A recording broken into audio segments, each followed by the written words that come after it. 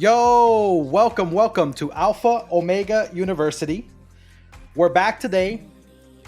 Today's episode, we're going to be talking about a couple of fights that I picked out from. I wanted to try to find good fights for this week, the last 7 days, but I couldn't really find too many good fights this week, or at least like there were a lot of good fights, but there wasn't a lot of fights that we could actually use like on the stream to try to like teach as much as possible from them, right? But I did find a couple. I found 3 of them, but I don't think we're gonna have the time to go through the last one. So we're gonna try to focus on the first 2. If we do happen to have time, if we get through them quick enough, then we'll look at the last one. But I anticipate we're mostly gonna look at 2 of them. The first one is the one you see on the screen right now. It's Escalation versus Bomb versus Arch versus Quack. It's the Cravens, I think, right? Yeah. So this fight was, let me see, I have it here. Yeah, the first fight that we're going to be watching, it happened on February 27 at 03 UTC. So if you're EU, it happened to February 28 for you, 03 UTC, right? So this fight that we're gonna first watch is gonna be the Ben Mage is gonna be the caller, right? So he's gonna be calling for Escalation, and basically it's like a multi-front fight. There's gonna be a lot of aspects to it. I do want to shout out the guy that put up this video, NGM2. He puts up a lot of videos, and it's like he has been a really good source of continued like top tier ZvZ. Right, because there's a lot of players who go out to ZvZ, but they don't upload their videos, right? So then, we're not able to learn from them and stuff. And NGM2 posts his videos every time he wins, every time he loses, every time he does well, every time he does bad, right? And like that kind of mentality is what we need more of, right? So if you guys are like out there ZvZing and shit, make sure you guys are posting, man. I'm keeping tabs on basically every single ZvZ video that is uploaded on a daily basis. So yeah, I look at all the videos. Basically what I'm looking for, if you're wondering like, oh, I want you to review my video or whatever, like what I look for is basically it has to have comms, right? Like caller comms, it has to have caller comms, because if it doesn't, then it's really hard to like give good critique, right? The second thing is that it can't be like a 1 or 2 engage fight. Like, I mean, yeah, like you can learn some stuff from 1 or 2 engage fights, right? Obviously, but that's not really what we're going for. Like, we're not gonna go and try to dissect fucking 2 seconds of a fight, Like, it's just we gotta try to make sure that the fights are quality fights, right? And the third thing that I look for is that it also goes hand in hand with being a high quality fight, right? It's like it needs to be at least a fight that there's I don't want to say it's like, oh, like high tier fight in the sense of like the best guilds on both sides. No.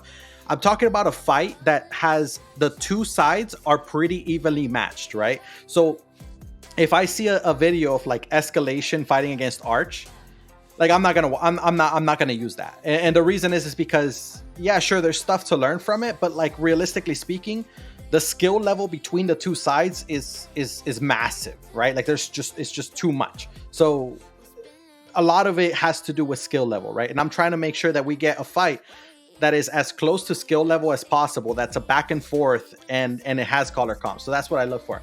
The NGM2, he's the guy we're gonna be following on this first video. He's wearing a Demon Fang, and I'll talk about that stuff too.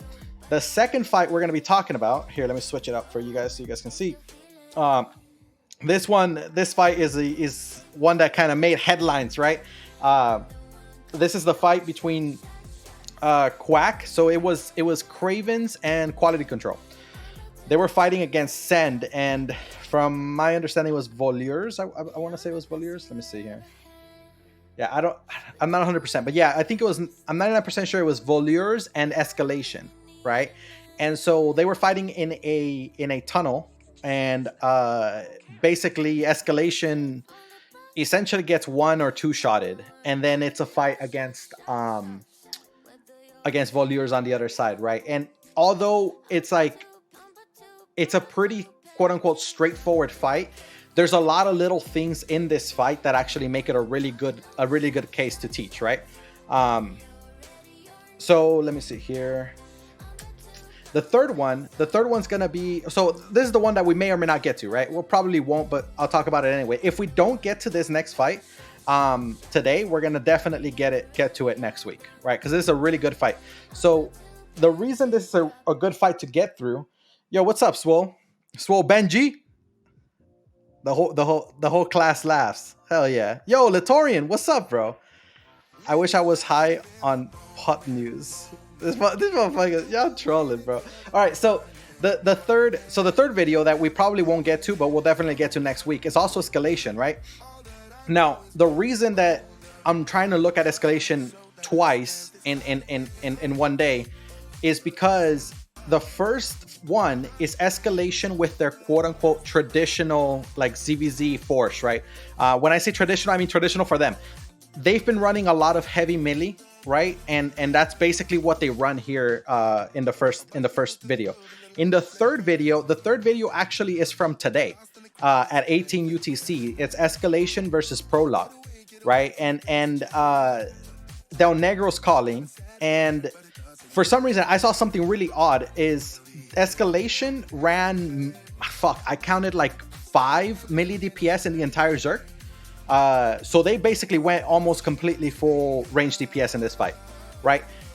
The thing is, they absolutely fall apart. They cannot get anything done, and they completely get shut out by Prologue, right? And it's not because Prologue was just much better or whatever. It's because of a lot of things with their composition and the way they were trying to play a ranged ZvZ versus the melee ZvZ that they usually play. So Del Negro was kind of trying to call a different way, and it wasn't working. And then he kind of reverted back to calling the way he usually calls, but he has a ranged DPS Zerg, and when he did that, he got pounced for it, right? And so anyway, we'll see if we can get into it. I really am excited for that specific video. But like I said, I want to get the first 2 videos done. If we don't have time, we'll get into that third one. If we do have time. If we don't, we're definitely going to watch that one next 1 week from now, right? So next Monday. So let's get on to the first video here. But before we do that, make sure you guys hit the follow button. All right, it helps me. It helps me a lot. And you know what? I just noticed, I don't know if this literally just happened right now. I have no idea. But I put in a request to SBI to have the drops enabled for the stream, right? And right now it just popped up right now on like the labels of the stream. It says drops enabled. So does that work for you guys? Is it working? I don't know what you guys got to type or anything. To be honest, I have no idea how any of this works. I may have to activate it myself. I already scarred a drop. Ayo, like from this stream though, Dennis? Oh, okay, nice, hell yeah. All right, so did you actually have to type that like the exclamation mark drops, Latorian, or you don't have to, or is it automatic?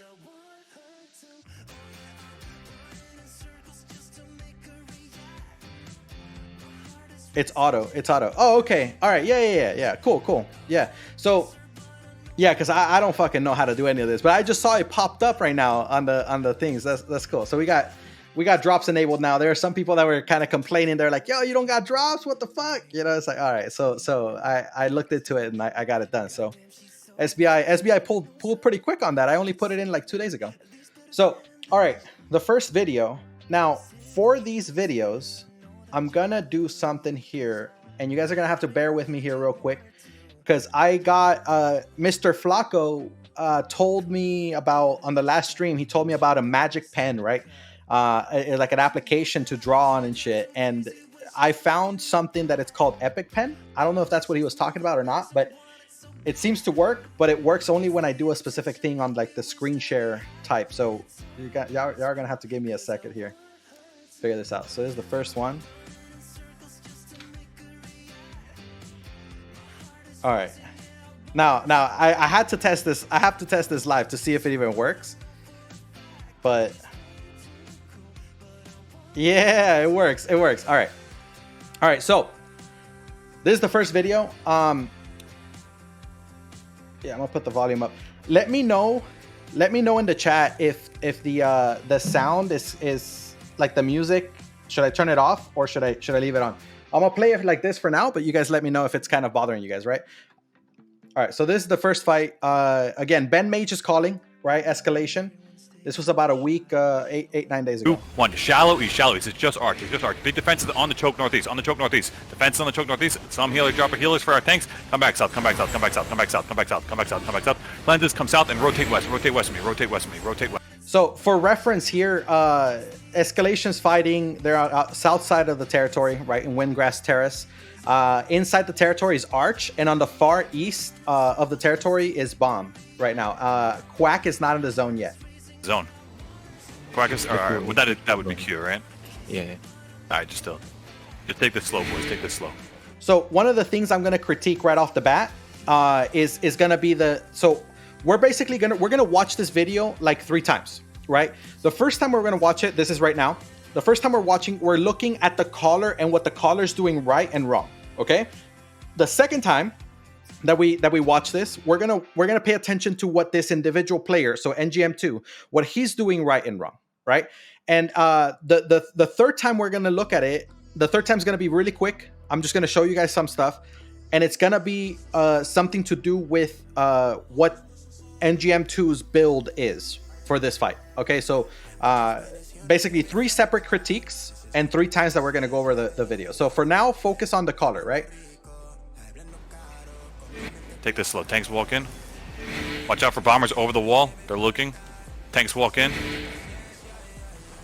Watch for bombers. Watch for bombers. We're heavy melee, so I really don't want to fucking fight this shit on a Terry. Let the bomb squads do work. Let the bomb squads do work. So you hear that, right? So you hear that. He's right off the bat, he's saying, we're heavy melee. Right, I don't really want to do this going into a territory because we're heavy melee. Let the bomb squads do work. Now the bomb squads are brimstone bomb squads today that they got, right? So right off the bat, like that's a signal of an experienced caller right there, right? The fact that he's able to acknowledge in real time what the situation is, right? Like, coming in, you're a melee heavy DPS, like a melee heavy DPS Zerg, right? You know that. You absolutely know that. But what a lot of people don't do, especially the callers who are less experienced, what a lot of them do is they start to kind of get inside their own head about what the situation is in front of them, and they forget all the stuff that happened at the hideout or at the city when they were gearing up. Right, they forget what kind of Zerg do I have, what kind of strategy should I employ, and they kind of just start reacting to what's happening instead of acknowledging what their Zerg is capable of doing. Right, so that's a very, very important thing that a lot of people don't do, and it's very good that he's doing it here. Dennis say, I believe he started out as a Thed for caller. Did he? I know Ben Mage. The first time I ever heard of him was that he was calling some fights and stuff when he was in Elevate back in like season 13, season 12, I think. I may be wrong, but that's around the time that I first heard his name. So like I said, he's experienced. He's an experienced caller, yeah. Carbine just went in. Just stabilize, guys. Don't be sitting on the choke though. If you walk in, be on the west side. Please don't sit on and clump on the choke. Arch is hit bomb on the east stairs. Oh, Arch is fighting on the east stairs. So another thing there is like, he's basically he's telling his Zerg exactly what to do, what the position they should be taking. He's also letting them know like, hey guys, like we're not looking to go super deep here right now.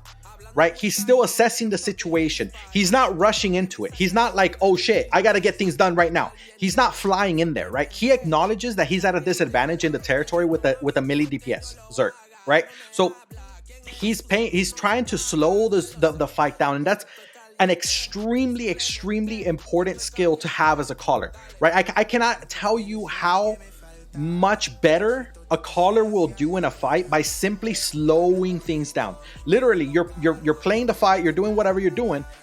Slow down. Just hey, you don't have to counter right now. Like, take a step back, take a deep breath, relax, and then see what happens. See what the fight moves into, right? Versus just like, oh my God, things are happening, I have to respond right now, I have to respond. And it's like, no, it's better to stay calm, even if that means that you're going to miss some opportunities. That's fine, because you're still ensuring the safety of your Zerg, right? Whereas if you decide to just jump on every opportunity, well, you're going to jump on so many opportunities that eventually you're going to you're taking too much risk on, right? And so that's very important for the caller to have. So far, Ben Mage is doing exactly what he should be doing as a caller, given the composition of Zerg that he has, given the situation. He's doing exactly what he should be doing. With bomb, yeah. Bombs on the east? Bombs hitting on the east? No, I don't I just saw a big hit. They're full looking this way. Yeah, bomb besieging them east side of the Terry. Bomb besieging them, okay? On the east side of the Terry. Bomb assist. Alright, here's what we're gonna do. We're gonna take over south, okay? We're gonna take over south. So everybody's gonna walk in and we're just gonna walk east, take over south. That means you're gonna hold the southwest wall. So you see that too. That's another thing right there. See how he calmly and directly tells his Zerg exactly what they're gonna do. Everybody in the fucking Zerg knows exactly what is happening. They know exactly what the caller wants. They know exactly how to accomplish it.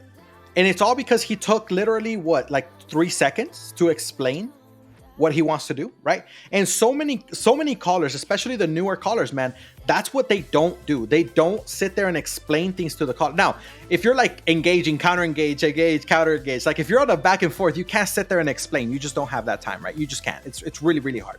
But in this situation, like Ben Mage is, again, he's doing everything he needs to do. He's taking it slow. He's analyzing the situation. He's saying, hey, you know what? We have ranged bomb squads. Let's make use of them, right? And then he's explaining exactly what to do to each individual person in his Zerg. He's playing it perfectly right now.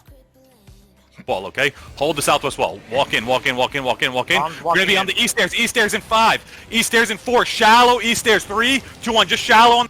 So right here, he's engaging on the east stairs right now. They didn't get some really good clumps or anything here, but the engage was fine, right? He's assessing the situation, right? So if we look right here, he's standing right here in the center, right? Let me actually use this. I think you guys can see it better. He's standing right there in the center, right? That's Ben Mage. Bomb is all over here, right? This is Bomb right over here on this side. All up here is Arch, right? All of that on the north is Arch. So what he's assessing is that his Zerg is down at the southwest over here, okay? Because he's clumping by the southwest wall, and he actually told them to do that, right? He specifically set the situation up. I want you guys to realize, in this situation, Bomb, I mean, I don't know the numbers because I didn't see the kill board for this fight, but Bomb and Arch both have a lot more numbers in the zone than Escalation does. Okay, like that's absolutely clear, right? Like Escalation right now is dealing with maybe 50 people. Bomb probably has like 80, maybe 90, and Arch probably has like 100, 110. Right, like that's kind of what I'm looking at right now, right? So they're heavily outnumbered by this side and they're heavily outnumbered by that side. But what does he do? He puts the Zerg into a position where he is now at an even distance between him and Bomb, and he's at an even distance between him and the Arch Zerg, right? Not only that, he's exploiting the south vision, right? He has his Zerg at the south looking north, right? So he has the south vision advantage and he's exploiting that. Does that make sense? So it's like what he's doing is he's positioning his Zerg in the way that he can actually be productive, even though his enemies are much stronger, much bigger, right? More intimidating. He's positioning perfectly. So the engage is this direction, right? So now I'm going to clean this up here. I got to get used to this program, man. I literally downloaded it yesterday. So he's positioning his Zerg from here on the southwest and to engage northwest. He wants to delete this circle here. Now, let's say he gets the clumps and everything and all these fucking people right here, they kind of all get clumped up and then he gets a great clump, whatever. Okay, fine. Let's say he doesn't, just like right now, the situation, right? So before he makes the engage, this is what he's thinking about. He's thinking, if I engage right here, what are the things that can happen? One, I get everybody from over here to clump, right? All these people will clump, and then we're going to delete them, and then we can back right up this way, right? And we're going to back up easily. Why? Because Nobody's going to counter engage us when they just see a bunch of people die, especially not Arch, right? Bomb maybe, but if Bomb tries to counter, what the fuck are they going to counter through? Let's take a look. Let's look at their situation here. Again, Bomb is right here. They're going to have to engage like this, right? Which means they're all going to funnel in here. So one disengaged tank can stop all of them. Literally one guy can stop everything. So he knows that engaging this stairs is actually a really easy play. It's a very easy play to do. If he gets kills, great. If he doesn't, like right now, okay, he hits it. But anyway, it still means the same thing for Bomb, doesn't it? They still have to walk through here. So he's fine. If nobody dies, it's fine. Now, the only risk he's taking is that what if Arch comes down from the north and engages on them while they're engaging north, right? That's the only big... Yo, what's up, Mubrafi? Sorry, let me see. Latorian. Oh, fuck. Bomb, is that alliance not a bomb squad? No, bro. No, Latorian. It's a... Bomb is a fucking make Albion great again and some other guilds. Yeah, they mask quite a bit, man. They've been fighting against Arch for a while now, and it's been good fights between them and Arch. But yeah, so the only risk that Ben Mage is taking here is that Arch will come down from the north, hit them while they're engaging northeast here, right? Because they need this panel when they engage here. They need this path west to come back out. So if Arch pushes them, this is actually a big risk because what's going to happen is they're going to engage here. They see the enemy from the north coming from here. So then they're going to have to back up south. And now they're boxed in. Right? That's a giant risk. But here's the thing. Let's look at how Arch has to engage. Right? When Arch engages, look at this corner. They have to engage down this way. Right? Which means that they're inevitably going to clump on this corner. So if they clump on that corner, a D-tank can stop them. Any D-tank can stop this entire side. One or two D-tanks can stop this side, which means that the only Arch guys that can actually get through are the guys up here. But if these guys get through, look at the positioning. They engage and they walk right back as the enemy's coming from behind them. And then if Bomb wants to counter engage, they're going to counter into Arch as opposed to them. So this situation, again, every call has its risks. Every single call has its risks. But this is exactly how he's mitigating the risks. It's because he's looking at the situation. Bomb is on the east here, and Arch is on the north. Arch can't hit us easily, nor is Arch gonna actually hit, because Arch is Arch, right? But you never underestimate your opponent.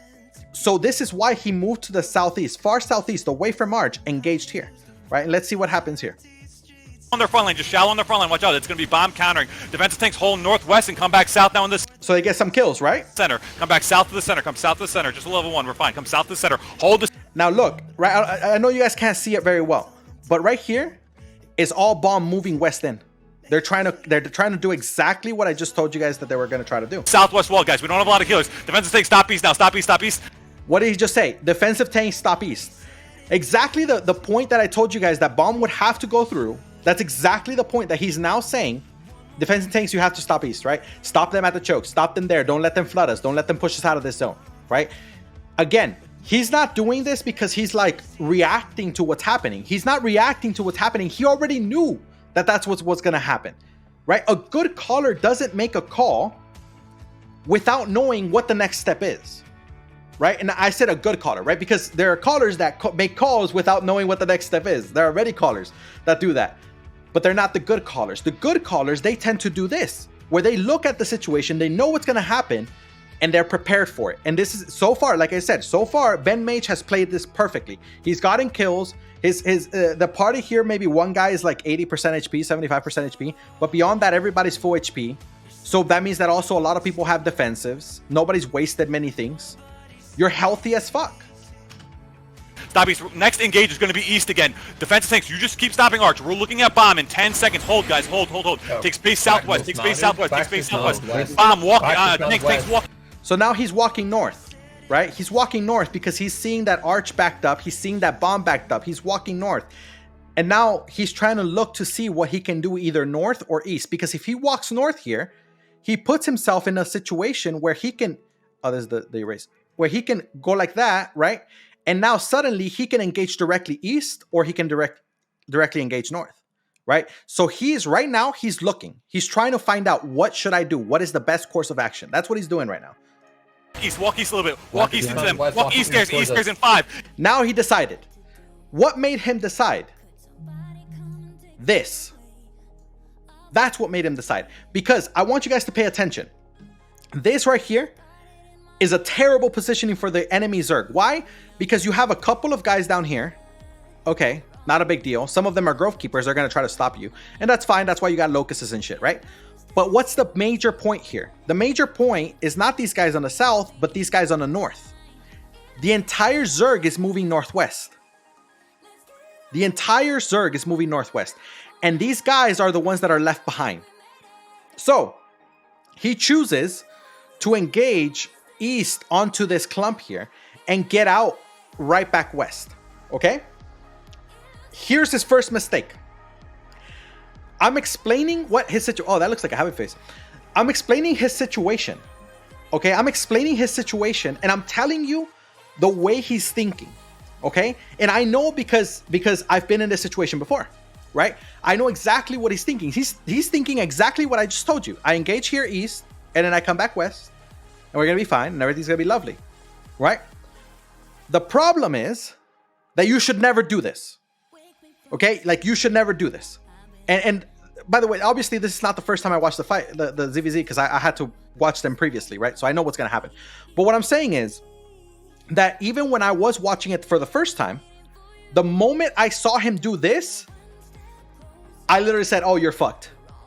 Right? Now, he actually turns out to be a lot better off than I thought he would. But it's a big mistake. And the reason is because now his entire Zerg is going to shift in this direction. What's going to cause that is that now the Arch guys are going to come south and block all of this. When he goes to the east, and Bomb is going to be over there. Which means what? His only exit's going to be south through that choke. It's the death choke, man. You never want to go through there. Because he's the smaller force. He can't just push past people. He can't just be like, yeah, well, you know what? We're just going to run over Bomb. Like, okay. Like, you're hopeful. You're hopeful. That's wishful thinking, right? It's not going to happen. Or to say, oh, well, I'll run over Arch. Again, that's not going to happen. This is his first major mistake, right? He's been playing perfect so far as a caller. This is his big major mistake here. And we'll see what happens here. East stairs in 4, 3, 2, 1. East, boys. East. Good job. That was shallow. If you missed it now. Now he hits the clump, right? Great. Everything is okay so far, right? Oh, I didn't clean this up. Everything is okay so far. But watch what's happening already. They're collapsing on him, right? From here and from here. They're already starting to collapse on him. So we're going to see it here. Big defenses, Judy's Demons East. Help, cleanse down. Pop potion, turn now. Defense East, defense Northeast. See how hard it is for them to get back out of that choke? And listen, Arch didn't even make a move. Yeah, exactly what Latorian said. Luck Arch didn't come in. Yeah, exactly, man. Arch didn't make a move, right? Now, here's the thing.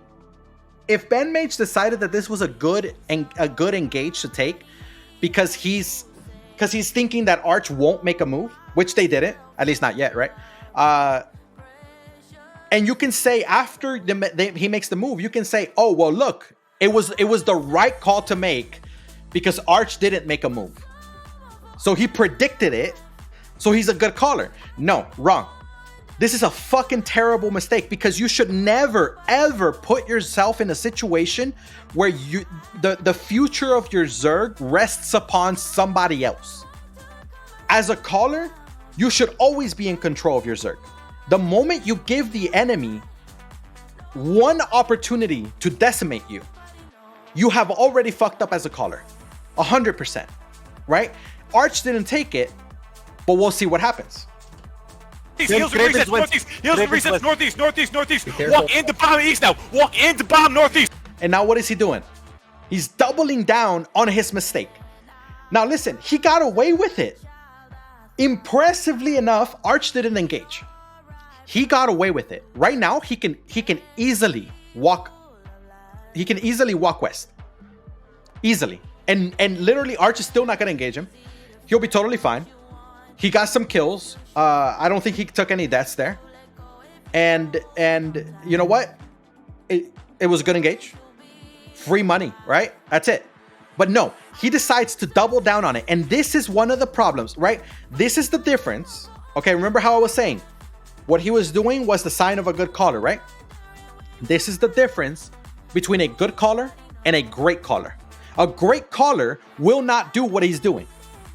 A great caller will know I took a big risk and it worked. Okay, that's great, but now I gotta slow it down. I gotta back up. I gotta make sure that we're good. A good caller will kind of tunnel vision and say, ooh, that worked. Time to fucking pound even more. Time to hit harder, right? And that's what he's doing, right? That's what he's doing. He's now doubling down on that effort, pushing again. And we'll see what happens. Walk into bomb northeast and catch them on this next. You guys see that? Pay attention to this west line. You see these red name tags? Pay attention. Catch him bomb into this next choke in 5. On this next choke. Look at these guys hovering. Northwest. Look at these guys hovering. Choke east in 4, 3, 2, 1. So what did I say earlier? I said, oh, if you put yourself in this situation between the two Zergs, you can easily just push past one, right? Like that's the situation, right? You can push past one. But how are you going to do it when you're the smallest Zerg on the field? You can't. This is what he's trying to do. He's trying to push past this fucking Zerg bomb as if he could. He's not respecting his enemy. He's not respecting Arch behind him. And he's not respecting bomb in front of him. Nor is he respecting the deficits he has in his Zerg where he has a smaller Zerg. He's tunnel visioning. He's 100% tunnel visioning. He saw a little bit of blood and he's deciding to pounce. Wipe bomb east, boys. Wipe bomb east. Don't go out of the Terry. Just wipe bomb east, guys. Big defenses and stop their. Now pay attention. How many kills he get there? Watch out. Big kills. Come southwest. 3 kills. Unless this guy on the southeast dies too. 3 kills. The fucking Zerg's like 80 fucking people, dude. You get 3 kills, it doesn't fucking matter. You got 70 some fucking people left to turn around and bomb your ass. But now he's exposed. In fact, bomb is in a better position than they were because they're no longer in these tight chokes. They're outside. And if they have ranged DPS, they can come along this south side and bomb over the wall. While the other guys can come in this way. While Arch can stop you from this way and bomb you from that side. All because you shut off your brain and decided, I'm going to pounce the enemy, right? I'm not going to respect the enemy. And this is the thing. You have to respect the opponent at all times. At all times. You have to respect the opponent. Latorian says you can't escape using any wall. Go northwest, you got Arch. Yeah, I mean, that is the play, right? You can, because he's pushed so far, he can actually try to go northwest. But even if he tries going northwest, look, I don't know if you guys see it on your screen so much, but all of this is red tags. Literally all of that is red tags, right? Like hold southeast, you get bombed. Yeah, they are the meat in the sandwich. Yeah, I mean they are. They really are. But here's the thing: they put themselves there. That's the problem. They put themselves there. They're turning now. I need healers. Healers step up east. Healers step up east, and help each other southwest. Help each other southwest. Cleanses. Guys, help your tanks east. Help your tanks. So now he's kiting west, right? Like at this point, he's acting like Arch doesn't exist, right? Granted, Arch isn't doing much, but like. You can't act like this. Heals on your tanks, heals on Trooper. Now walk west. Everybody walk southwest. Like at this point, he's saying walk west into walking into Arch. He actually effectively created distance between his Zerg and bomb, right? His Zerg and bomb. He's creating distance. Now it doesn't seem like a lot of distance, but trust me, it's enough.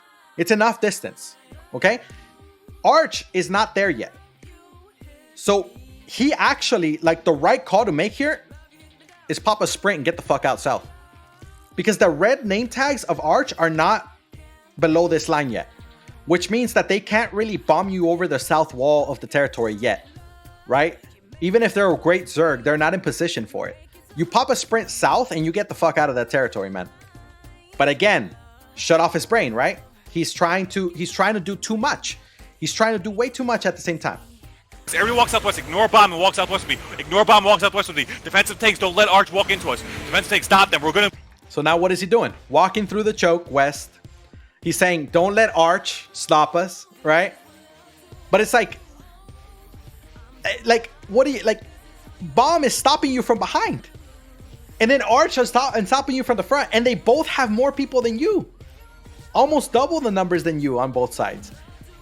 This is bound to happen. You put yourself in this situation, and the fact that you didn't think, oh, I got to get the fuck out of this. This is a bad situation. At this point, he's not even realizing how bad of a situation it is, because if he did, he would have popped straight south and gone out, but he doesn't.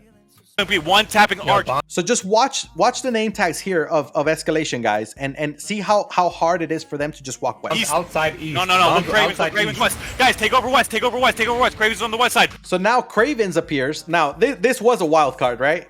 Nobody expected this, where Cravens just suddenly appeared. A wild Cravens appeared on the west, right? That's a wild card. That wasn't expected. And if Cravens wasn't there, it wouldn't have made a difference. And I'll show you guys why. Just watch again. Watch this choke. Take over south now. Take over south. We look for Cravens. Defensive takes to stop Arch. They don't want it. Take over south. Take over south. Guys, he's saying take over south. Look at half his Zerg can't get out. And then he's got other people down here. He's literally only got like 10, maybe 15 at most over here with him. Because he's right here. To get into the Terry and walk in and take over south. Take over south. Defensive, stop Arch. We're looking west of the Cravens. Stop. Arch finally makes a move. Stop Arch now. Take over south, boys. And Bomb is making a move on the south. Right over here. Bomb is over there. Arch is over here. Like, at this point, like, he's absolutely fucked. You should all be south. You should not be getting caught on the east stairs. Heals on the east stairs. Guys, we're getting wiped here. Walk northeast. Guys, we're going out the northeast. On the east stairs. 5, 4, 3, 2, 1. On these east stairs. And pop sprints east. Get out east now. Here's the thing, right? Look at all those kills. Even when they were so fucked, and this is a desperation call, he still gets so many kills. It's not because he was making the right calls. It's because his Zerg, Escalation Zerg, the players in Escalation are actually good players. They're great players, right? For the most part, a lot of them, right? Which means what? That they will be able to continue doing this. Any other Zerg would have been wiped absolutely 10 times by now.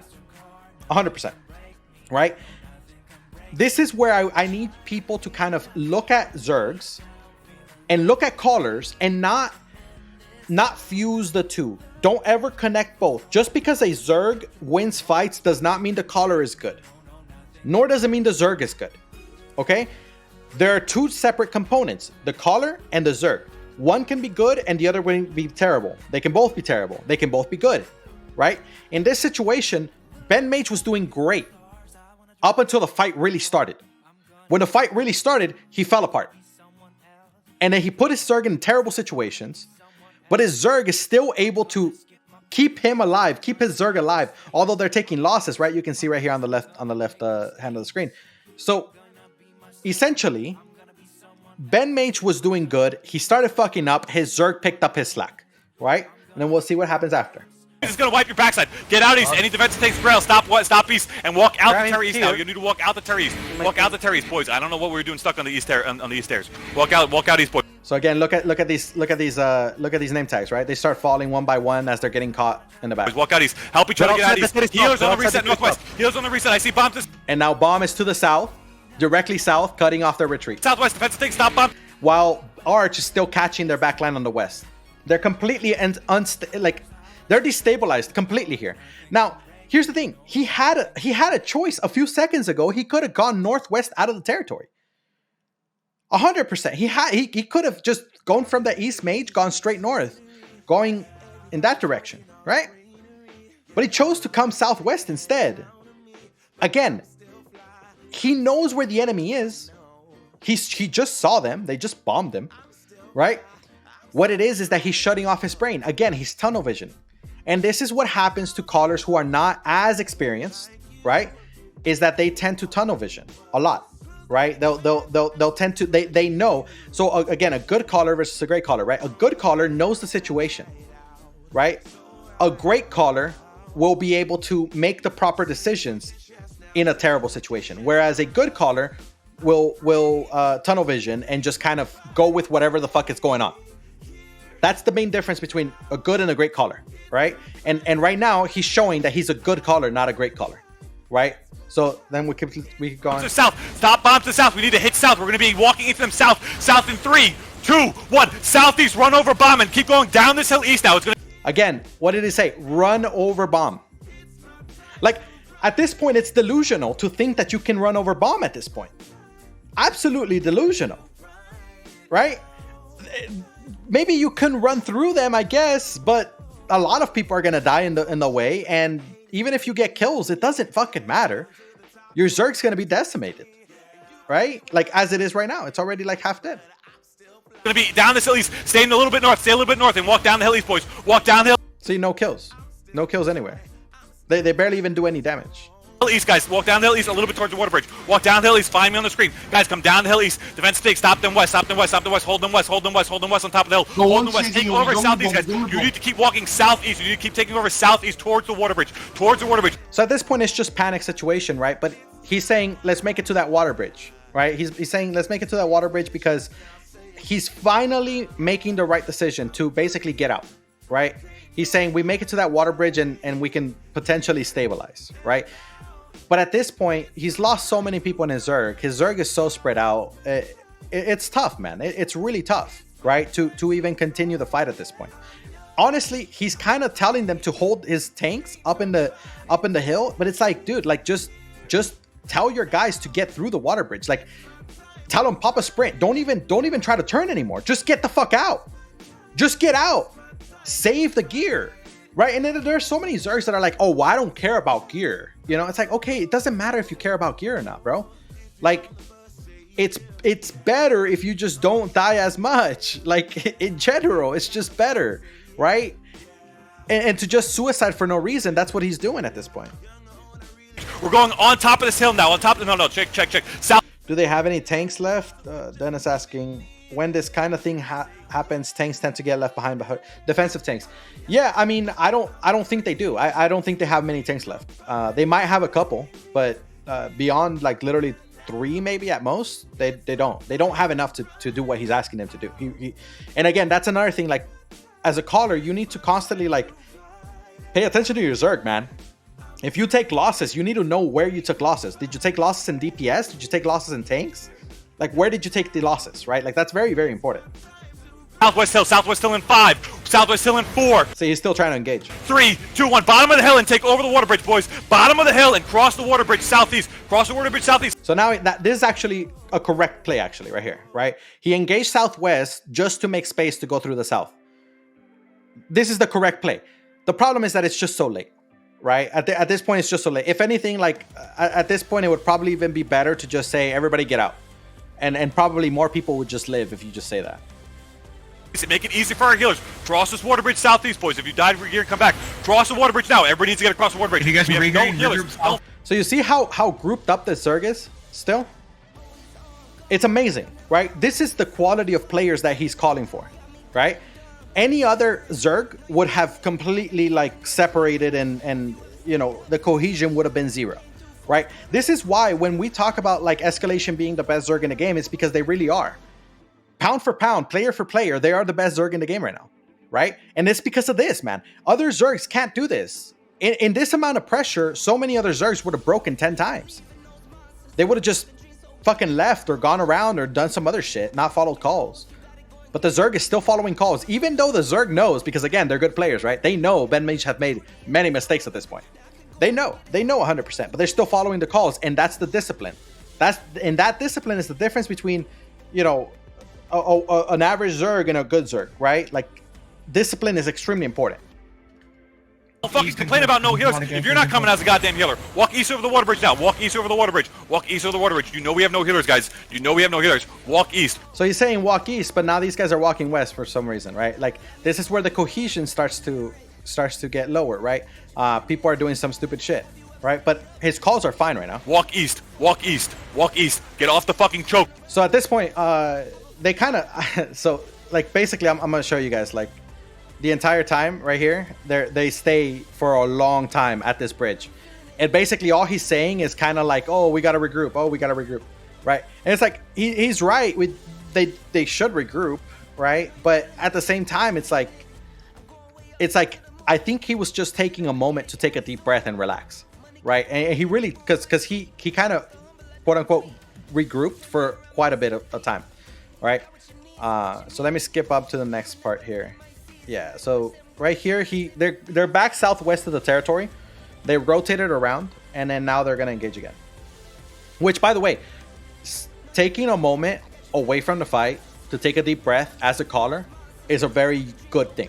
Okay, like that's a good thing, right? So again, it shows a good caller, right? Being able to recognize when you need to kind of slow it down. Remember I said that earlier? That's basically what he was doing with that. Yeah, and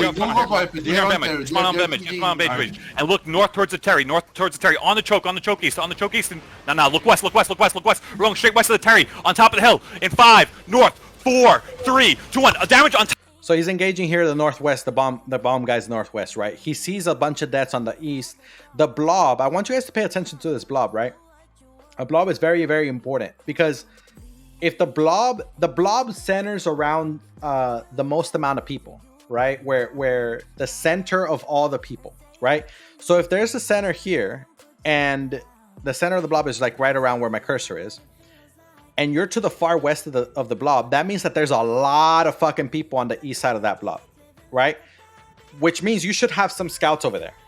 Or at the very least, you should make sure that you don't get sandwiched. Top of the hill, boys, on top of the hill to the northeast, watch. So here's a good engage, right? And the reason it's a good engage is because here, there's a ridge there. There's a rock here. So the enemies are inevitably clumping between this scenario, this side here, that side of the rock, and then this side of the rock, right? But they don't clump too much over here on the south. They actually just clump by the wall, right? So if his Zerg hits this wall, like he can get a lot of kills. So this is actually a good engage because it's a free engage. Watch out, they're inside of us. They're stopping us inside of us. It's a little bit. At this point, they kind of got stopped, right? He's fucking in the air and shit. They kind of got stopped. His Zerg is honestly like he's only got like 10 people up here, right?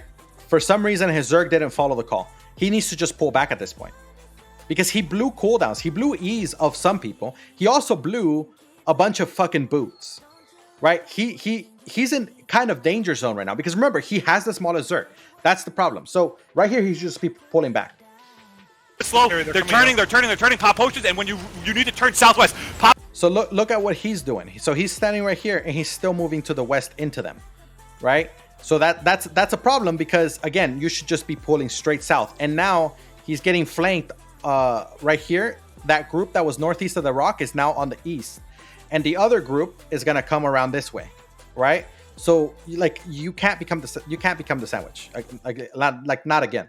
Pop potions and turn southwest. Defensive takes. Stop them on the northeast. Pop your potions, boys. They're turning on us. Heal southwest. Catch the resets on top of the hill. So see how he's saying heal, heal, heal, but he's not saying back up. And now, again, Cravens. Cravens comes again, right? That's all Cravens right there on the east. Absolutely all Cravens, right? And it's like, listen, this is a good play from Cravens, right? Like, this is a really good flank from them. Like, absolutely a good flank. But again, I told you guys earlier, if you're gonna make that move where you're gonna kind of position yourself in the middle of the blob, like I'll put it this way, like if this is the blob on the minimap, right? Like this minimap, like if this is the blob, right? And you're gonna walk in like this into the blob, right? Then you're putting yourself at the center of the blob, which means you're gonna put yourself at the center of the guys that are to your east, to your west, and to your north, right? And that's exactly what he did. That's what I was trying to explain to you guys. So what he should have done is he should have poked here, nothing came back. Poked here, nothing came back, right? And kept doing that, making sure that he always stayed at the line of the blob. Because that way he knows he can't get flanked, at least not by any significant Zerg. But he decided to go deep into the blob. This is the risk he's taking. And again, if you're going to take that risk, that's fine. That's totally fine if you're going to take that risk. But you got to send a scout. Like, you just have to. You have to. Hill and take over southwest on the ridgeline. Southwest on the ridgeline. And move a little bit south. What the fuck? Price on our backline east. Guys, we need to come ridgeline. On top of the hill east. On top of the hill east in 5. On top of the east in 4, 3, 2, 1. We're going to get fucking sandwiched here. I thought we said they were dead. So that was basically the entire first fight, right? So I'm gonna scan through to the next part here. Heals on the choke, heals on the choke, heals on the choke, heals on the choke. Draw them in a little bit, draw them in a little bit, draw them in a little bit. So they're southwest of the water bridge now, deep south of the territory. Walk over the choke now, walk over the choke, walk over the choke. It's gonna be east on the choke, east on the choke in 5, east on the choke in 4, 3. So here, it's a good engage, but he needs to make sure that he tells his guys, you're only hitting the front and then you're backing up early, right? Because if he doesn't tell his guys that, and some people decide to go deep, they're gonna die. 3, 2, 1. East side of the choke, boys. East side of the choke. East side, east side, east side, east side, east side, east side. Big hit now. Come back southwest. Come back southwest a little bit. Come back southwest a little bit. So he didn't say it. He didn't say it, but it worked because they killed everybody on the east anyway, right? But again, that's still a mistake because the fact that he didn't say it, the players, if they were not as good quality as these guys, some of them would have gone too far in and would have gotten caught out. We used our cooldown. Come southwest now. Take over east and west on the choke. East and west on the choke. Take over east and west. Get off the choke, boys. We don't have a lot of healers. Are going northwest of the choke. Get off the choke. I know it's bomb east of the choke. I see bomb. Get off the choke, boys. Get off the choke south. Don't follow the bomb squads. Don't follow the bomb squads. They're gonna pinch us from both sides. Bomb squads. Be careful, guys. Come south. Come south. See, you hear what he just said? He just said they're gonna pinch us from both sides, right? He's aware of the situation. Again, he's aware of what's happening, right? Again, good calling. Right, this is good calling, and it seems as though Ben Mage does the right things when he's not under a lot of pressure. Which again, it's what I'm saying is that all he's lacking is experience. He just needs to call more. He just needs to play more. That's all it is, because he has the right ideas. Come south. Try and draw them in a little bit. Come south. Come south. Come south. Let them either hit each other or give us better positioning. Walk south. Walk south off the choke, please. Everybody. That means defensive tanks, battle mounts. Everybody be off the river choke to the southeast side. I'm pretty sure here, like, they don't engage for a while. Let me see. Yeah, they don't engage for a while. Yeah, the last fight starts around here. In the territory, like, they aren't there. Guys, let me get in front of it a little bit, boys. He's being right here. Dismount, boys. Dismount, and keep walking north, though. Dismount, keep walking north. So see how he's center of the blob again? He should have scouts east and south. It's gonna be northeast on the choke in 5, 4, 3, 2, 1. On the east choke of the Terry, boys. On the east choke of the Terry. It's okay, DPS. Keep hitting that. Relate. So that was actually a good engage from the caller. It was just a bad engage from the Zerg. Keep hitting. Big defense now. Big defense. Top potions. Heals on the choke. Walk south. I see walk. The bomb squad's doing work here on the side. That's a really good bomb from them. Walk south. We need to get everybody needs to walk off the south. I see that. Walk west now. Walk west. We're gonna flip positions to the northwest choke. Everybody walk west. Walk west and northwest. Pop sprints northwest to the northwest choke. Pop sprints northwest to the northwest choke.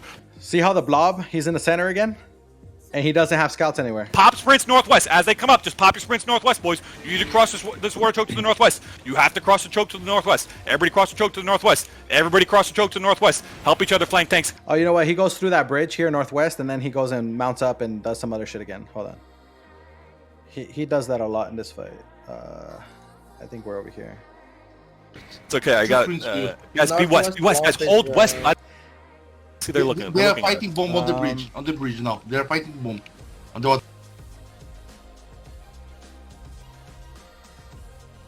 Engage defensive tanks. There it is. All right. So here they're west now, and look, they're at the edge of the blob again, right? Edge of the blob. So this is good, and they're also at the wall of the map. So again, he knows he's not gonna get flanked at this point. Get all the way east. Get all the way east of the road. Get all the way east. Get all the way east of the road. Get south. And dismount and look north. Take space. Here they come. They're engaging. Stop. They're engaging. So here they're engaging at them, and he had his Zerg. He decided to walk really deep southeast here.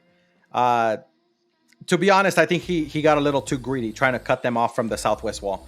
I think he really got a little too greedy here. But, you know, sometimes you take those risks and sometimes they work. Sometimes you take those risks because you know your Zerg can handle it, right? But at this point, it's like, again, you're not respecting your enemy, right? And that's the back and forth where it's like, you got to respect your enemy. It doesn't matter how good your Zerg is. You have to respect the enemy. And right here, Cravens is full engaging southwest into them.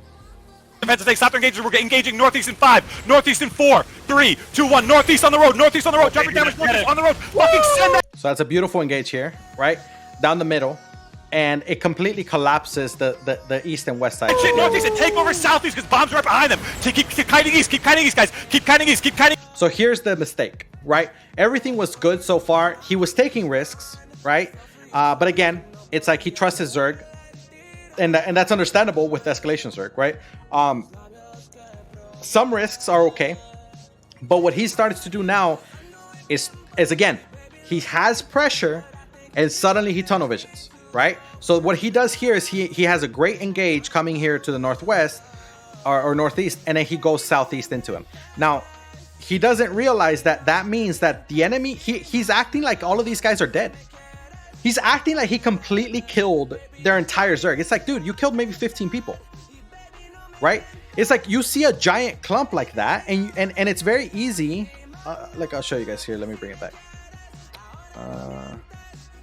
Yeah, like it's very easy to look at all these deaths and be like, oh my god, we killed 100. All right, you hear callers say that all the time. They were like, yeah, I killed 30, I killed 40. It's like, no, you didn't. Remember that every weapon has a maximum amount of targets they can hit, and that's 10. Right? So realistically speaking, most big clumps that you delete are going to be between 10 and 15 at most. You'll be hard pressed to find any clump that gets deleted that kills more than like 15, 16, 17 people. That's just the way it is, right? So you need to acknowledge that, right? He just killed like 15 people. That's a great hit. But now he's acting like that entire Zerg is dead, and that's his problem. Send that shit northeast and take over southeast because bombs are right behind them. Keep kiting east, guys. Keep kiting east. And here's the thing. He knows bomb is behind them, meaning like northwest of them. He knows that, right? He knows that bomb is over there. And he walks southeast into him anyway. He's through these rocks to our southwest is going to be safety. We don't have a lot of healers. Keep kiting east and come southwest. No, not northeast, around the rock. So now he goes southwest around the rock, and it's like, okay, this is not a bad call, right? You go northeast here, it's not good. It's not going to be good. But southwest, it's okay. But again, he's forgetting the Zerg up there in the north. Like he just mentioned it. He knows it's there, but he's not making the right decisions on it. Come southwest. Let Craven, let Quack go a little bit. Let Quack go good. We're gonna come west a little bit and look towards bomb. We're gonna come west a little bit and look northwest towards bomb. Northwest towards bomb on the road, right where we hit. So he wants to fly into bomb here, right? It's like you were already getting pinched. You see how their angle is like this? They were walking southwest into you. You saw that. He's right here. He's at the front. You saw that. They were walking southwest into you, cutting your west off. Like you were going to get fucked. And you're going to go and engage on them north. And now, again, tunnel vision, you're forgetting Cravens again. First, you were forgetting about bomb. Now you decided to turn on bomb. And now you forgot Cravens. Them in 5, 4, 3, 2, 1, shallow. Hit the clumps. They're gonna sandwich us now. We need to hit touch. Now they're gonna sandwich us now. now he realizes it. Now he realizes, oh shit, I can't full push past bomb. Oh shit, I can't. Again, it's the same thing he tried to do literally like, you know, what was it, like 10, 15 minutes ago? Right? Like, well, I mean, like in the video, it's like only a few minutes, but like in real time, it was like 10, 15 minutes ago, right? He tried to do it earlier, it didn't work, and he tried to do it now, and now it's the same thing. It's the same mistake. Southwest yeah, wall. they're rotating guys, walk southwest, defense west, heals west side. Guys, walk southwest with me, touch the southwest wall. Guys, stop northwest. Touch southwest. We're going to engaging through bomb to the northwest, don't zone out. Again, what did he say? We're engaged through bomb. Come on, man. Like, come on. Like, you got it. You have to respect your enemy, man. What the fuck do you mean engage through bomb? Like, you have the smallest Zerg. There's just no respect. Latorian saying bomb went northwest and baited the other alliance. Squawk. It was quack. He didn't find any clump. Yeah, he didn't find any clump. But even if he did, what's the most he's gonna kill? Like 15 dudes? Right? That's not going to save his situation. Killing 15 dudes, it's not going to save his situation. Like, he's just making mistake after mistake. And again, it's all because he's tunnel visioning. And I'm telling you, this mistake is because of experience, right? The lack of experience is all it is. But he knows what he needs to do. That's the thing, right? Again, this is why I say Ben Mage is a good caller. He's not a great caller because he knows what he should be doing. But in the fights, he tunnel visions and does the wrong thing anyway. But the first thing you need to know is know what to do. And then you need to be able to do it, right? So he just needs to work on that. That's the main thing that he needs to work on. We're engaging through Bob. Everybody look northwest. Look northwest now. Walk northwest. We're going to take over this hill to our west. Take over this hill west. We're engaging northwest on the hill in 5, 4, 3, 2, 1. East hill, east hill, east hill, east hill, and then take over northwest. Keep sweeping west. Take over this hill. So again, look at all those kills. Look at that mass load of kills, man. That's good. That's great. That's a lot of fucking kills, right? But again, that's not like more than 15. It's not like more than 15. It's about 15. That's it. And again, they have like 70 other dudes. So you know you can't just run through them and you'll see it. I know, take over on top of the hill. Walk northwest on top of the hill. Walk northwest on top of the hill. Stop Craven's defensive tanks to our southeast. Take over on top of the hill. Stabilize on top of this hill. We stabilize on top of the hill. Stay on top of the hill, boys. Stay on top of the hill now. 10 seconds. Stay on top of the hill. Stay on top of the hill now. Look east into Cravens. Stay on top of the hill, guys. Take more space west. Take more space west. Big and it's like instead of stabilizing to the west, like Bomb actually left you alone. Like Bomb actually rotated and Bomb is down here and Quack is like down there. So Bomb is engaging south into Quack and Quack is engaging northwest into you. Instead of just backing the fuck up and saying, I'm going to respect my enemies and I'm going to allow them to fight each other and then come back in and hit them, I'm just going to fucking full send it into them. Right? But why? Why? Stabilize. Look at your Zerg. It's starting to fall apart. defense east, big defense east. Now walk into them southeast in 5, southeast in 4. Deep east, boys, on top of the hill. 3, 2. And now what is he doing? He's engaging south. And now Bomb, instead of engaging south into Quack, because Quack pulled back, they saw the flank coming, right? So they did the right thing. Whoever's calling for Quack, I think, I know Africa calls for them usually, but I don't know if he called for this fight. But it's like, whoever's calling for Cravens right now is doing the right thing. Whoever's calling for Quack is doing the right thing. They saw Bomb gonna counter here, so they decided, I'm not gonna do this, I'm gonna back up. Again, that's what Ben Mage should have done, but that's not what Ben Mage did. Instead, Ben Mage, again, I think Ben Mage likes pastrami sandwiches. And he likes being the pastrami. Because Bomb is about to come in the rear again. Right? It's just that simple. Like at this point, it's kind of laughable at this point because he's made the same mistake like 5 times. 2, 1, east of the southern mountains. You guys keep hitting east, keep hitting east. On the road and on the gate. Keep getting there. All right, we're missing it. Come back northwest, stable. It's like you're missing it, yeah, because they're in full kite mode. They're in full defense mode. You're not gonna catch them. Not like that. Especially not when you're the smallest Zerg. Top hill. Come back northwest. Watch out. Quack is gonna have cooldowns out. Come back northwest. Their tanks are catching our tail. Help our boys east. Keep drawing them in west now. Keep drawing them in west, boys. We need to draw them in west. Don't worry about Bomb. We need to draw them in west. We need to move more west. So he's saying the right calls here. It's like move west. Right? What he should be saying is just pop a fucking sprint northwest. Get the fuck out. Right? But you know, he's trying to stay in the fight, I guess. More west. Heals to our southeast. Help our southeast, boys. Draw Quack on top of this hill now. We're gonna engage them on. He said, don't worry about Bomb, right? Look at a Bomb. Don't worry about Bomb, guys. On top of the hill. Walk west side on top of the hill. Bomb is just mounted north of you. On the west side of the hill. Like I know you fucking need to move west. You need to move west. We're engaging straight northwest down the hill in 5, 4, 3, 2, 1. Northwest down the hill. So at this point, this is the right call to make. Why? Because you don't have any other option. That's the truth. You have no other option, right? Maybe it would have been better, maybe slightly better, to try to push out northeast here because it's a clearing over here, right? But either way, you're kind of fucked, right? Either way, you're kind of fucked. So again, this is another like panic situation, and it's just a panic response. It's the right call. Try to push out one side. It's the right call, but it's just at this point, you're fucked. Oh, northwest and take over west. Engage northwest and take over west. They're countering now west. Take over west. Walk southwest along the ridgeline. We have to get no. Don't get stuck in that choke. Walk. At this point, it's over, right? So this down here in southeast is Quack, and over here is Bomb, and his guys are trying to leave out that west wall. I don't know, you guys can barely see it. All of these guys are escalation guys trying to run out northwest along the wall, but I mean, it's not a lot of people left, right? I mean, this was a lot the same mistake over and over again, right? So that was the fight from the perspective of like looking at what the caller was doing, right?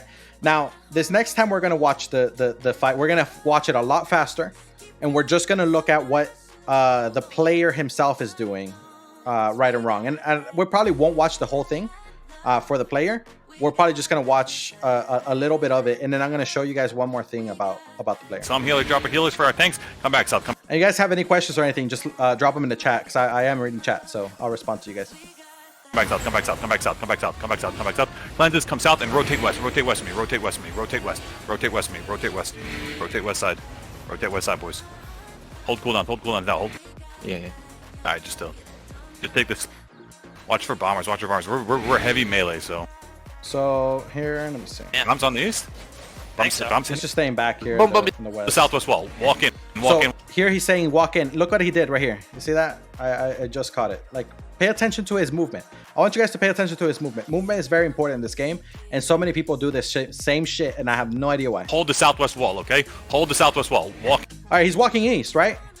He's doing what the caller's saying to do that, and he's doing it. He crosses this choke. He's doing it. Walk in. And then he decides to walk back. Why? Why do people do this, man? It irritates the fuck out of me when people do this shit because I don't understand what the purpose of this is. In fact, you're walking through a choke, bro. Get through the choke.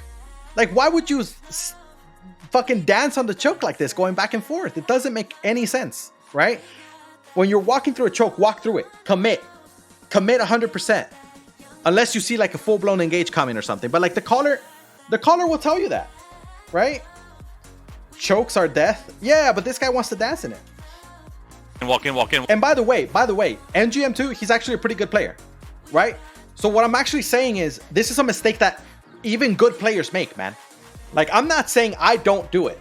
I'm not saying I'm immune to it, right? I'm just saying it irritates me when people do it, including myself, right? But NGM is a good player. He's a good melee DPS player. And he's doing it as well, right? Walk in. We're gonna be on the east stairs. East stairs in 5. East stairs in 4. Shallow east stairs. 3, 2, 1. Just shallow on their front. So right here. Oh man, this is so important. So watch this. Watch his movement. Be on the east stairs. East stairs in 5. He's calling 5. He already popped his fucking sprint. That's amazing. Right? Like, that's amazing. That's a good fucking DPS, man. A DPS that pops his sprint East at the first fucking second. Like, a lot of people are like, oh no, he's hit it too early. No, fuck that, dude. He needs to get up there. This is great. Most people don't pop their sprint until they literally say 0, right? This is great. I'm telling you, like, this is a good player. Like, this is what he's doing. He's doing right. stairs in 4. Shallow east stairs. At this point, he needs to throw the throwing blades. Look, he's already got it selected, right? Throw the throwing blades to get more speed, catch up to the center. There's 3, 2, 1. Perfect.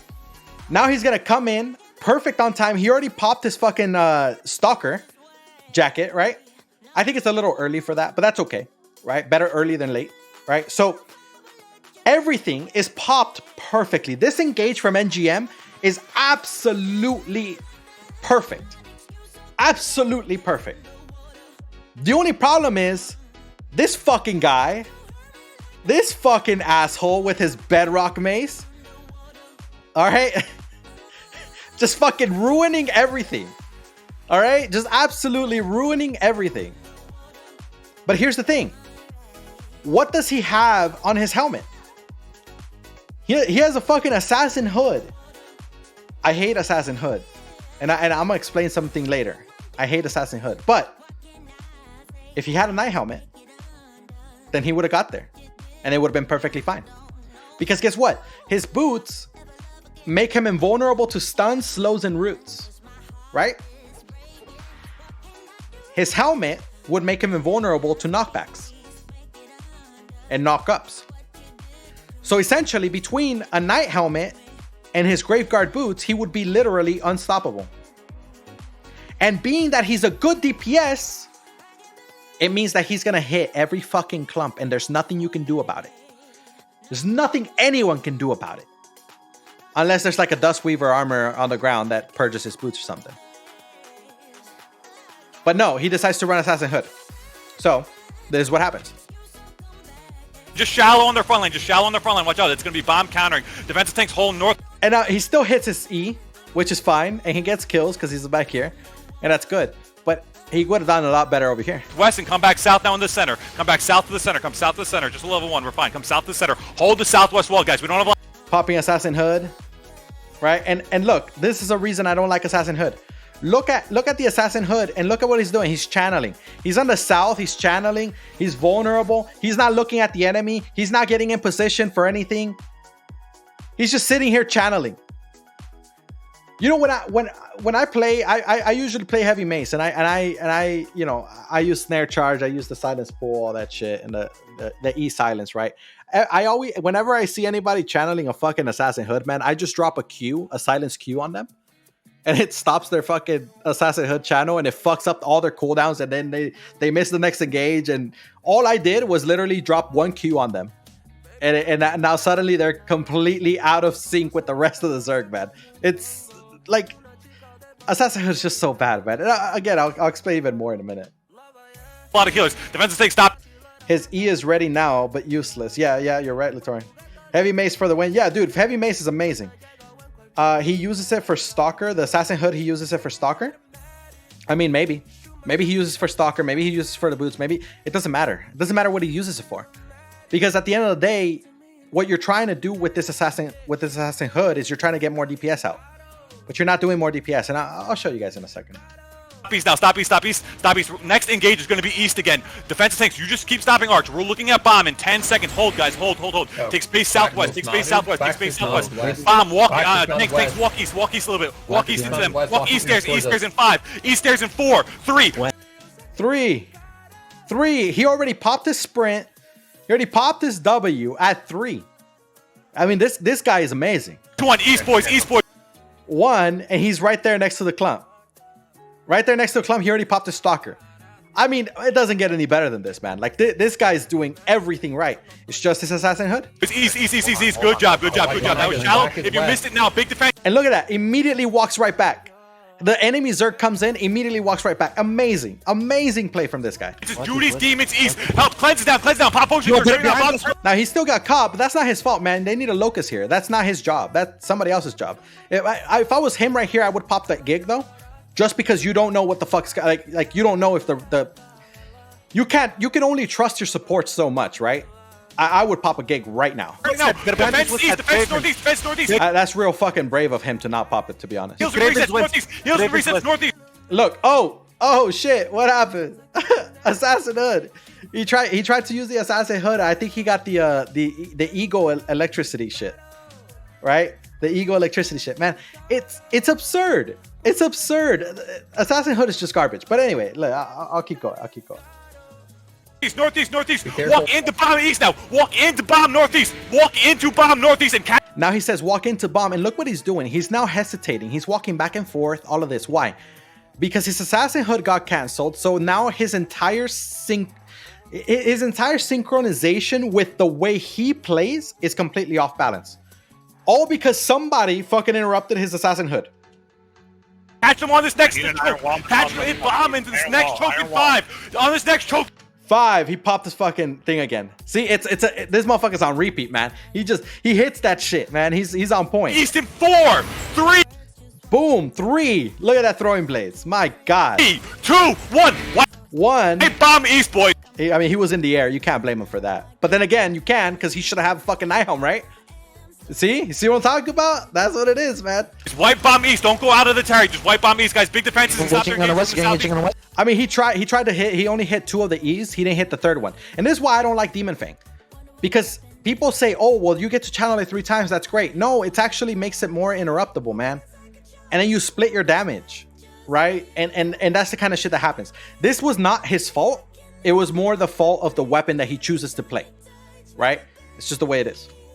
Watch out. Big heals, come southwest. Come west. They're turning now. I need healers step up east. And help each other southwest.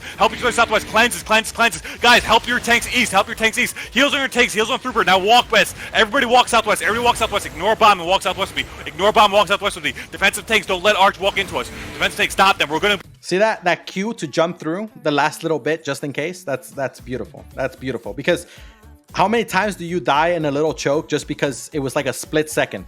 Right? That's the kind of... Those little moves are very important, you know, and differentiate like really fucking good players, right? Those little moves, they make a huge difference. Be one tapping arch east. Outside east. No. Look Cravens west. Guys, take over west. Cravens on the west side. Look at that. He saw... Look, this is intentional. This is what people that are not as good don't realize. This shit is intentional. Take over west. Watch. See that? This motherfucker saw himself clumping and silenced. Instantly, Q out of there. Get the fuck out of there. It's instant. Right? This shit is like, in his brain, it's just like an automatic response. Right? That's how fucking honed in he is as a melee DPS player. Cravens on the west side. Take over south now. Take over south. We look for Cravens. Defensive tanks just stop Arch. They don't want it. Take over south. Take over south. Guys, you need to get into the Terry and walk in and take over south. Take over south. Defensive. Stop Arch. Stop Arch. We're looking west of the Cravens. Stop Arch now. Stop Arch now. Take over south, boys. You should all be south. You should all be south. You should not be getting caught on the east stairs. Heals on the east stairs. Heals. His positioning here is good. I mean, at the end of the day, he has to choose between poisons, right? You either take this north poison, the south poison, or the west poison. I mean, it's a tough situation, but he's making sure, look, all of these guys are clumped, right? Look at all that. He's choosing to be in the smaller clump. You're going to clump no matter what in this situation, but at least you're in the smaller clump, right? That little difference is the difference between you living and dying in the next engage. On the east stairs, guys, we're getting wiped here. Walk northeast, guys. We're going out the northeast. On the east stairs, 5, 4, 3, 2, 1. On these east stairs. So that was a super quick call, right? But he's still look at that. He's already going in. And Pop sprints east. He hits it. He just finished hitting it, right? The cooldown is full. Get out east now. Cravens is gonna wipe your back. Now that's a mistake. That right there is a big ass mistake. What he was trying to do is, because he's channeling his Stalker Jacket, right? So he's trying to stand in there to try to make sure he gets as much damage on the choke as possible. I understand his thinking, but that's a huge mistake. What he just did, walking in and out of that choke when you know the enemy's coming at you from the west, you're playing with fire. You're playing with fire. He's lucky that his fucking set has such mobility with the throwing blades and the fucking boots. But that's greedy, right? There's a difference between making sure you do your job and getting greedy. Right here, he did his job with the E and with the Stalker Jacket. Coming back around the last 2 seconds, that was greedy. 4, 3, 2, 1. On these east stairs, and Pop sprints east. Right here, job done. Get the fuck out. He's Pop sprints east. Get out. And it's like you're coming out, and then you come right back. East now. Cravens is gonna wipe your back. That's greedy. Absolutely greedy. Don't get greedy. I know you want to get as many kills as possible. That's fine. But that one extra kill is gonna be the reason you die. And it's better if you don't die, because then you have more ease, more times to engage people, right? Get out east. Any defensive takes rail. Stop east and walk out the Terry east now. You need to walk out the Terry east. Walk out the Terry east, boys. I don't know what we were doing stuck on the east on the east stairs. Walk out east, boys. Walk out east. Help each other get out east. Healers on the reset northwest. Healers on the reset. See, again, he stops to channel, right? And it's like, now he saw the enemy coming from the north. He has to reposition, so he cancels his own channel. So, like, how often does he get the full benefit of the Assassin Hood? Not very often. I see bombs to the southwest. Defensive thing. Stop bombs to the south. Stop bombs to the south. We need to hit south. We're going to be walking into them south. And see how he takes this east angle? He goes east and around, right? And then he's going to engage this way. Beautiful. Beautiful. Because he was standing in the middle. He could have gone like that, right? Or he could have gone from the west side. Why not the west side? Because the west side, you have the enemies directly to your north. But you see a clearing over here, right? Because you don't see name tags. So therefore, if you go around here, engage, and then walk back out this way, you're going to be safe. This is the shit he's thinking about. Just like the caller before was thinking about what's my move and what's my next move and which direction I can go. He's thinking the same thing, but he's thinking individually. See, calling is not very different from managing your own character. The only difference is that you're verbalizing everything. That is a penis? I don't know, dude. I didn't see it. I don't know about that. Dennis says, I hold on to my gigs way too much. Yeah, I mean, I think a lot of people do, right? They kind of hold on to pots way too much. And it's because they have a long cooldown timer and you just don't want to fuck it up. I get it. But it's better to fuck it up than to be dead, right? So, you know, that's why I always take 8 pots with me. Every fight, 8 pots. Oh shit. 3, 2, 1. Southeast, run over bomb and keep going down this hill east now. It's going to be down this hill east. Stay a little bit north, and walk down the hill east, boys. Walk down the hill east, guys. So here, my man goes so far deep, man. And this is why he's taking so much damage. If he wasn't in as good as Zerg as he is in, he would be dead. He's trusting his healers and his support so much here. Walk down the hill east a little bit towards the water bridge. Walk down the hill east. Find me on the screen. Guys, come down the hill east. Defense take. Stop them west. Stop them west. Stop them west. Hold them west. Hold them west. Hold them west on top of the hill. Hold them west. Take over southeast, guys. You need to keep walking south. All right, I'm gonna stop it here because I want to try to at least get to a little bit of the next video. But I do want to show you guys one more thing about this, and this is the assassin hood, right? So, let me bring it back actually. So what I want you guys to see, okay? I'm gonna bring it because they only do one engage here and then they go around. All right, I'm gonna put it right around. Give me a second here. So, gotta drink water.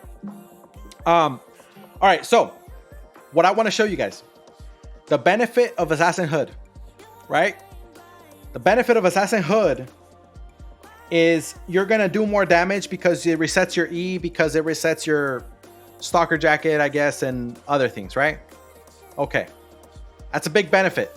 Now, if the Assassin Hood only reset the Stalker Jacket, okay, and this is a question for you guys, so I need you guys to like respond in the fucking chat. So, if the Assassin Hood only reset, let's say, the boots and the armor, would people use the Assassin Hood at all? Yes or no? It's a yes or no. Just type yes or no.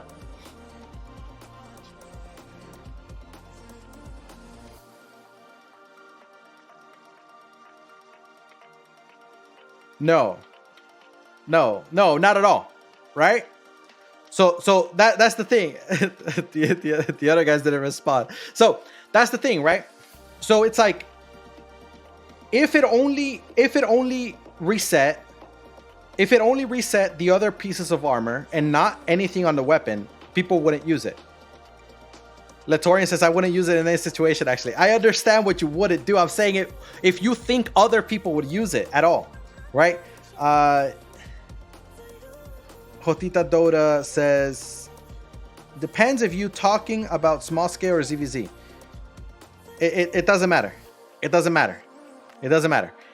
Okay, so here's my point, right? No, the answer is pretty clear. The majority of people will not use Assassin Hood if it only reset your boots and your chest. Okay? So this means that the value that you get out of the Assassin Hood that makes it worth it is that it resets your E. Right? That's the truth. Right? If it didn't reset the people's E, then most people wouldn't use it. That's the truth. Okay? So, I want to see how much value we get from the E. Okay? So what we're going to do is we're going to play the fight, and every time that NGM2 uses his E, we're going to pause it, and we're going to look at the timer on the video, and we're going to see how many seconds in between each engage. All right? Because if it's, so every engage, so think about this, like a 30-second weapon with a pork omelet turns into a 27-second weapon. Okay? So, generally speaking, engages happen every 26 to 30 seconds.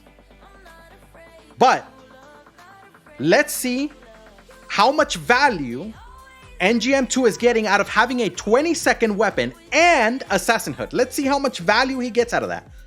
Okay? So, we're going to take a look. East stairs in 4. Shallow east stairs. 3, 2, 1. Just shallow on their front line. Just shallow.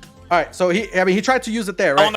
Let me see. The actual channel is like right there. Like, say like 145, 146, 145. Let's say 145 because he kind of got bounced around, right? But the engage call was 145. So, we're going to go off of the engage call, right? So, 145. Whether he hits it or not, we're going to make sure that we take a timer based on what the caller is engaging at. So, 145. On the front line, watch out. It's going to be bomb countering. Defensive tanks hold north. Now, 145. Now I'm going to skip forward a bit because otherwise it's going to take forever. So let's go like 207 or so. Tanks walk east a little bit. Walk east into them. Walk east stairs. East stairs in 5. East stairs in 4, 3, 2, 1. East 4. 1. All right. We're just going to do it off when he says 1. All right. When he says 1. So 145 to 212. 27 seconds. All right, 27 seconds. And listen, I promise you, I promise all of you, I did not choose this video because of this. Okay, I did not. I promise you I did not. I just know this happens in every single video. You can look up any video you want. I promise you it happens every single time. Every single time. And not just with MGM. Every ZvZ, every player, everything, everywhere. All right, unless it's a bomb squad. Then they play at a different timer. But that's it. So 212, right? Boys, east, east. Good job. That was shallow. Let me skip it forward a bit. Into bomb northeast and catch them on this next choke. Catch them in bomb into this next choke in 5. On this next choke east in... He's saying 4. 4, 3, 2, 1. 1. What was it? 212, right? 212 to 237. 25 seconds. He's like 1.5 seconds earlier than the quote-unquote normal, right? So that's the value right there, 1.5 seconds. All right. So 237 is this timer, okay? White bomb east. So now let's move it forward. 237. Takes heals on Trooper. Now walk west. Everybody walk southwest. Everybody walk southwest. Ignore bomb and walk southwest with me. Ignore bomb, walk southwest with me. Defensive tanks, don't let Arch walk into us. Defensive tanks, stop them. We're going to be one tapping Arch east. Outside east. No. Look Cravens west. Guys, take over west. Cravens on the west side. Take over south now. I don't think he's gonna engage anytime soon. But it was 237. Let's over south. We look for Cravens. Defensive tanks just stop Arch. They don't want it. Take over south. Take over south. Guys, you need to get into the Terry and walk in and take over south. Take over south. Defensive. Stop Arch. We're looking west into Cravens. Stop Arch now. Take over south, boys. You should all be south. You should not be getting caught on the east stairs. Heals on the east stairs. Guys, we're getting wiped here. Walk northeast. Guys, we're going out the northeast. On the east stairs. 5, 4, 3. All right, so we're not gonna count this one because it was almost a minute, right? That was just positioning and stuff like that. Like that's not what we're talking about. We're talking about when the Zerg engages continually, right, on a timer, right? And this is not it, so we're not gonna count that one. So we're gonna start counting now. 3, 2, 1 on these. So he says 1, 334, right? 334 on the video. East stairs and pop sprints east. Get out east now. Cravens is gonna wipe your. So 334. Now let's skip it forward. Into them south in 3, 2, 1, south. 334 to basically 4, right? 334 to 4. What is that? 26 seconds, right? 26 seconds. Now, if we're taking the actual timer where I paused at 359, 25 seconds, right? 26 seconds, right? About a second and a half early again, right? That's the value, a second and a half.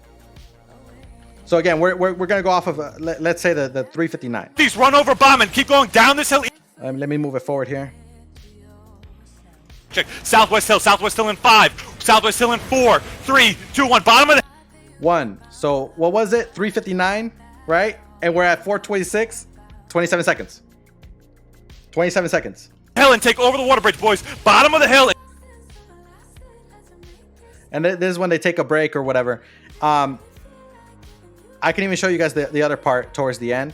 It's gonna be the same thing. Northwest towards bomb on the road. Right where we hit them in 5, 4, 3, 2, 1. Shallow. I skipped a second. It's 1307. 1307 is he engaged? Oh, hit the clumps. They're gonna sandwich us now. We need to touch the southwest wall. Yeah, they're rotating your south. Guys, walk. So 1307. Let me move it forward. Look northwest now. Walk northwest. We're gonna take over this hill to our west. We're engaging northwest on the hill in 5, 4, 3, 2, 1. East. 1307, 1336, 29 seconds.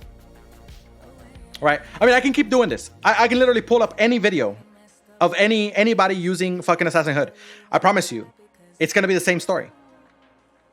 Right? 26 seconds on average, right? 26, 27 seconds on average. And that's a fast Zerg, right? Most Zergs actually engage around 28, 29, 30 seconds. And that's just because the caller is slow.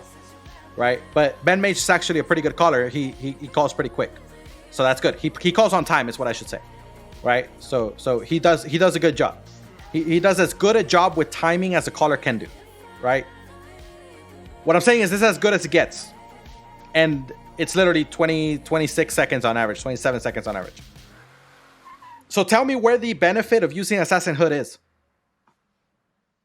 It's not. It doesn't exist. There's no benefit, right? There's no benefit. So, here, give me 1 second here. I gotta switch it out. All right. So, we don't have too much time left for the next one, but I'm gonna run through this one really quick, right?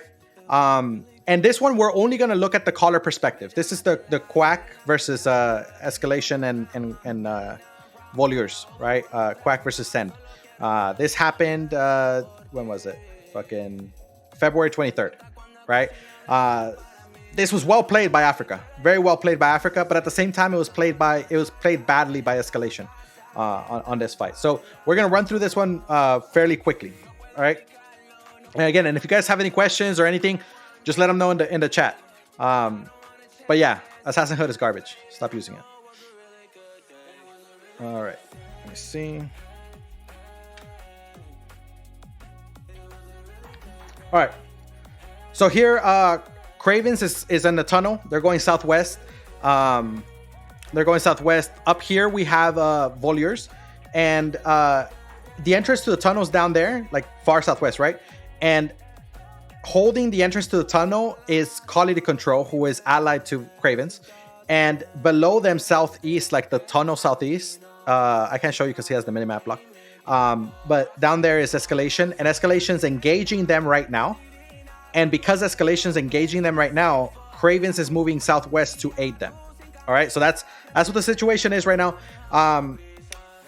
Generally speaking, Quack is outnumbered by about 30 dudes here, right? So Send Escalation has a significant advantage here. Só tem. Let me move it forward, actually. Só gravar, pessoal. Uma front vai dar a volta e uma front vai ficar na meia aqui, provavelmente. Tá bom, tá bom. Escuta. Anda pra sábado. Alright, there he is. So now he's moving, right? Now he's moving southwest. So this is what I explained. Anda pra sábado, full. Escuta, só piranha, anda pra sábado, full. Eu vou te ajudar. Ele foi apado já? Anda pra sábado. Anda pra sábado. Só anda full. Só anda full. Anda full. Jeep pra sábado, anda full. Jeep pro sul. 5. So for those people that don't speak Portuguese at all or anything, whenever, because I don't speak Portuguese either, but I speak Spanish, and a lot of the words kind of like they sound similar, some of the words, so I'm able to understand some of what he's saying. So when he says like cinco, then he says cuatro, and I think he says tres, something like that, dos, un, and then that's basically he's counting down 5, 4, 3, 2, 1. All right, so that way you guys understand like when he's calling an engage. 4, 3, 2, 1. Jeep pro sul. So he's saying pro sur. Sur is south, right? So he's engaging south. He's trying to engage south. He's not trying to engage west. And actually, you see Del Negro here, right? And so all of Escalation engaged this direction. They went deep northwest. Quality Control pulled back because Quality Control was actually here. Okay, and I know this because I watched the other perspectives, right? So Quality Control moved back as Escalation pushed through, and Escalation tried to full flood them. Now, here's the thing, right? And this is exactly why I wanted to show you guys this fight, because this fight exactly shows why the melee burst DPS style that Escalation does is not very good at the highest levels. Okay, because when you play against a Zerg that decides to kite you like this, you're fucked. Because all you can do with this Zerg, with the Escalation Zerg, with heavy melee burst DPS, your goal is to flood the enemy. But if the enemy doesn't allow you to flood them, like, look, there's only like 2 guys inside of them. And by the way, like, Africa's guys are like from here on north, right? Like, they just cut in right now. They just cut in. But beyond that, like, they weren't there. So only a few guys got through. So when you play against a kite Zerg, like Quality Control is doing, you're fucked, because you need to flood them. And trying to do that exposes you so fucking much, right? So then here Africa does a really good call and flooding against the enemy that already tried to flood, and they're overextended. You got people in the northwest, they got people in the southeast, right? Ô, Cunha, tu vai atropelar C, Cunha. Atropela C, Cunha. Atropela C. Anda pra C, anda pra C. Demora. Ô, Cunha, atropela. Tem que atropelar. Logo essa gente. Ajuda no freestyle, ajuda no freestyle. Ajuda no freestyle. Anda pro C. Anda pra C. Anda pra C. So he's still saying push southeast, right? That's what he's basically saying, is push the southeast, or he's saying like hold them southeast or push them back southeast. Again, I don't understand exactly the language, but I know that he's saying basically do something southeast. So, and I see all his guys moving south. So yeah, he's telling everybody push them back into the southeast corner, right? Put yourself, wedge yourself in here, cut them off. Anda pra C, stop esse segura linha. Anda pra C todo mundo, anda pra C todo mundo, stop esse segura linha. Anda pra C todo mundo, prepara de pra C. Anda, espera cooldown, 10 segundos, anda pra C no freestyle, anda pra C no... Oh, and by the way, I didn't say this. Africa is the caller, and he's the perspective too, right? Like he even says right here, it's from his stream, right? Africa, right? So yeah, that like this is his perspective. This is the caller's perspective. Front, anda pra C na front, anda pra C, vem andando, prepara, anda, em 6. So here, he basically, okay, so usually I will say this is a terrible call, right? I would say this is a terrible call. And the reason that I would say this is a terrible call is because the enemy's kiting you. You just use your cooldowns. You don't try to fucking run them down. Because the enemy's gonna have cooldowns before you. So they're gonna clap the shit out of you. However, it's very important to notice, and this is, Africa's a really, really good caller, right? This is why I'm gonna show you guys. Moving it back, look at what he did. Look at what he did. He came across here and cut them off because here's a wall, right? And he wedged himself in here and cut them off. So all these guys got cut off, and guess who the fuck these guys in the northwest are? These are the fucking tanks. These are all the frontline tanks and some DPS. But these are, look, Icicle, right? There's tanks up here. There's another tank up here. There's another tank down here. There's tanks all over the fucking place in the northwest. There's another tank. And this is their backline. So what he did, effectively, is he wedged himself between the front line and the back line, right? So if he wedged himself between the front line and the back line, he pushes southeast here. There's nothing to stop him. This is a very, very, very high level play from him. Very high level play. And I can tell you for a fact, he knew what he was doing. He knew it. He knew exactly what I'm telling you right now. He knew it. And he was able to capitalize on the situation. Remember, in contrast to Ben Mage, where he knew what he needed to do, but he didn't do it because he, panicked or pressure or whatever, right? Africa has the composure to understand the situation and act on it. I can promise you he knew what was happening. He knew he cut them off. He knew the tanks were out of position, and he knew he can flood southeast, and he did it, right? This is high level play. It doesn't get higher than this, right? This is very, very, very well done. Atropelar, logo essa gente, ajuda no freestyle, anda por C, anda pra C, stop esse segura linha, anda pra C todo mundo, stop esse segura linha, anda pra C todo mundo, prepara de pra C, anda, espera cooldown, 10 segundos, anda pra C no freestyle, anda pra C. He said, espera cooldown 10 segundos, right? He's basically saying, wait for the cooldowns. We got 10 seconds on cooldowns, right? He's already thinking 10 seconds ahead. He's already putting the enemy in the situation. He knows in 10 seconds, I'm going to smash them. So I'm going to get my Zerg ready to hit where I need them to hit in 10 seconds. I have 10 seconds to do that, right? Most callers, especially like, the newer callers, but even callers that have quite a bit of experience, they don't time 10 seconds out. They time like 5 seconds out, right? And because that's a skill that you learn over time, man. It takes a lot of experience in calling to do that, right? When you're calling basically the fight with the 10 seconds on your fucking E cooldown, that's how far ahead you're looking in the fight. You're literally 10 seconds ahead of the fight. Whereas your opponent is probably looking 5 seconds ahead of the fight. So you're literally 5 seconds ahead of them. Super, super important, right? This is really good play from Africa so far. Let me see. Let me read back here. Dennis says, Energy Shaper is only viable due to Assassin Hood, but that's pretty much one of the only weapons worth. Yeah, I mean, yeah, I don't like Assassin Hood in general, man. Energy Shaper has good damage, but I don't know if it's worth the Assassin Hood, Latorian, what's E Shaper cooldown? I think it's 40 seconds, Latorian. 45, yeah. 8.2 omelets plus refresh sprint wouldn't solve that. Plus cooldown reduction passive. No. I think it gets you down to like 33 seconds. And you got to realize that the rest of the Zerg is running on like 26, 27 second quotas. So you have to use the Assassin Hood. Na frente, anda pra cima na frente. Anda pra cima, vem andando, vem andando, vem andando, vem andando, vem andando, vem andando, vem andando. Prepara, anda. Em 6, SE, 5, 4, 3, 2, 1. Quebra a escalante no SE, quebra a escalante no SE, quebra a escalante no SE. So here he engages, right? Beautiful. I mean, it was beautifully set up. See, there's nothing stopping them. They're just running them down. Vai pra escalante no SE, a escalante foi para já. Dá locks, para no P, vem andando pra SE, continua andando.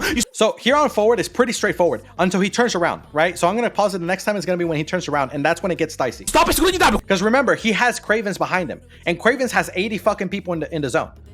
So that's big Zerg, and he's clumped in his chokes, right? So this is it's very important. Continua dando play, continua dando play, continua dando play, continua dando play, continua dando, quem W, continua dando play, continua dando play. Vai pra frente, ele tá no meio de vocês, anda play, anda play, anda play, anda play, anda play. Danego morreu, escuta, te vira agora, hold, deixa virar pro W. Now he's saying hold, right? He's saying hold and let's look west because he knows that the northeast guys are broken. They're not part of the fight anymore. It's time to look west. Hold, olha pro W, deixa virar, olha pro W, deixa virar no W, olha pro W agora. Going NW is like northwest, like walk northwest. Olha pro W agora, Queen, você tá vivo?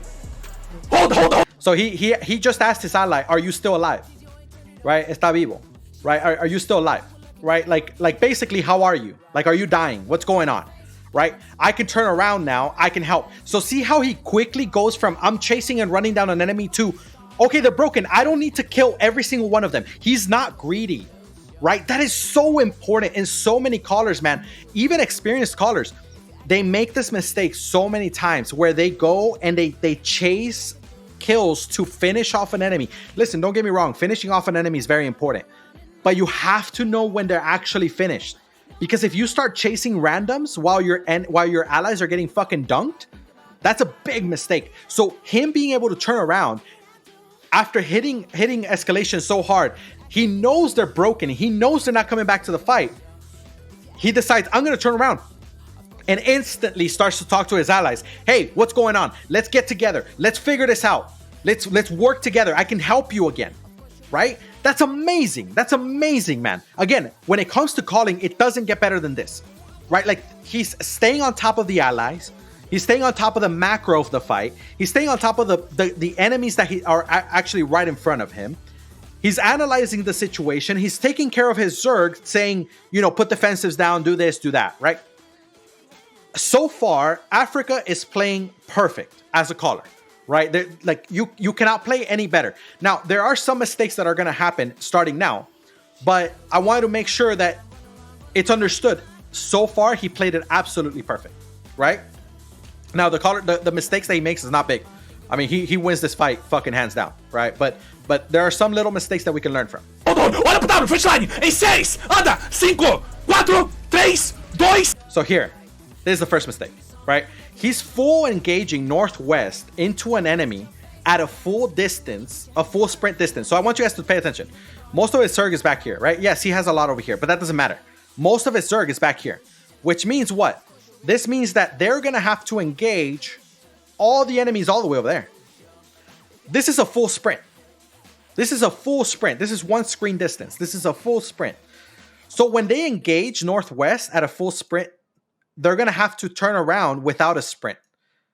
And they're clumped because of the tight walls, right? This is a recipe for disaster. Absolutely recipe for disaster. Not only that, he has enemies inside of them, right? He has this guy, this guy, this guy. There's some tanks in there, right? So what I'm saying is he needs to stabilize, clean up his inside of his Zerg, and then walk out. Look how many people are silenced. All of these people are silenced. All of these. Silenced. He's not recognizing the situation right now. That's what he's doing. He's not recognizing the situation. And so with that being said, it's like he's kind of autopiloting a little bit. Like I said, he makes mistakes. It turns out fine, but he is making some mistakes, right? Instead of stabilizing and then walking northwest, or at least helping his Zerg walk in there and then take a few more seconds to engage. Just 5 more seconds. Give your Zerg 5 seconds and then engage. It's going to be much better than engaging right now. Front line in W, soft front.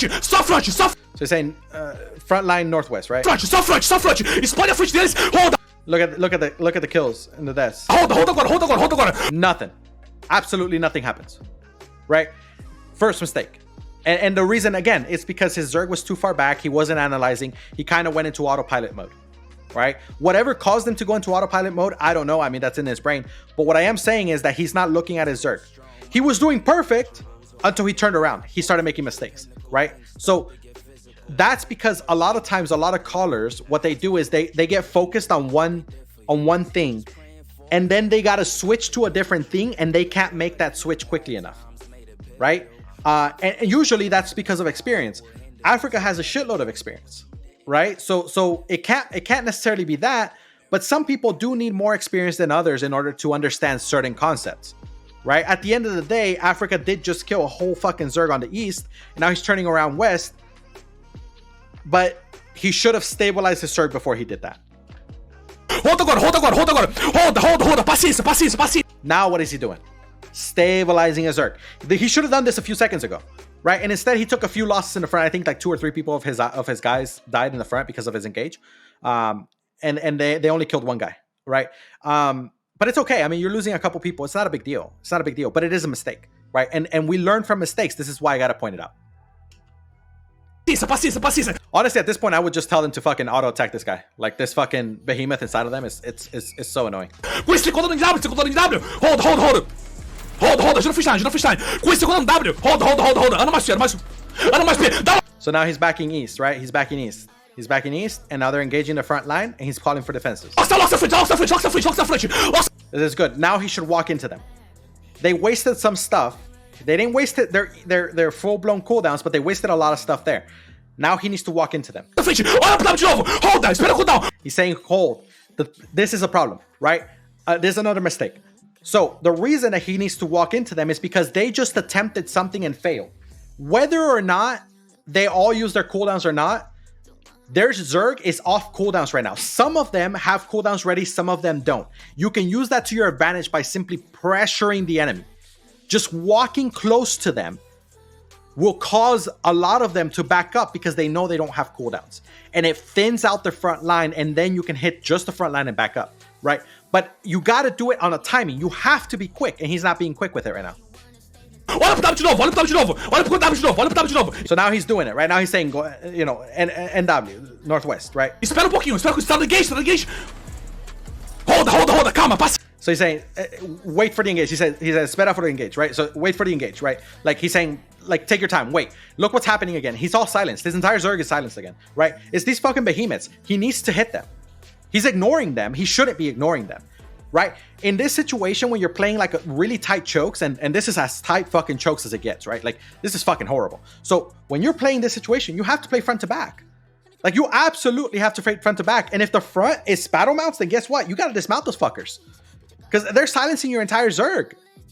You can't allow that. You just can't. Not as a caller, man. You cannot allow your Zerg to just get fucked over by a couple battle mounts. Paciência. Eu tenho seu counter. Espera um pouco.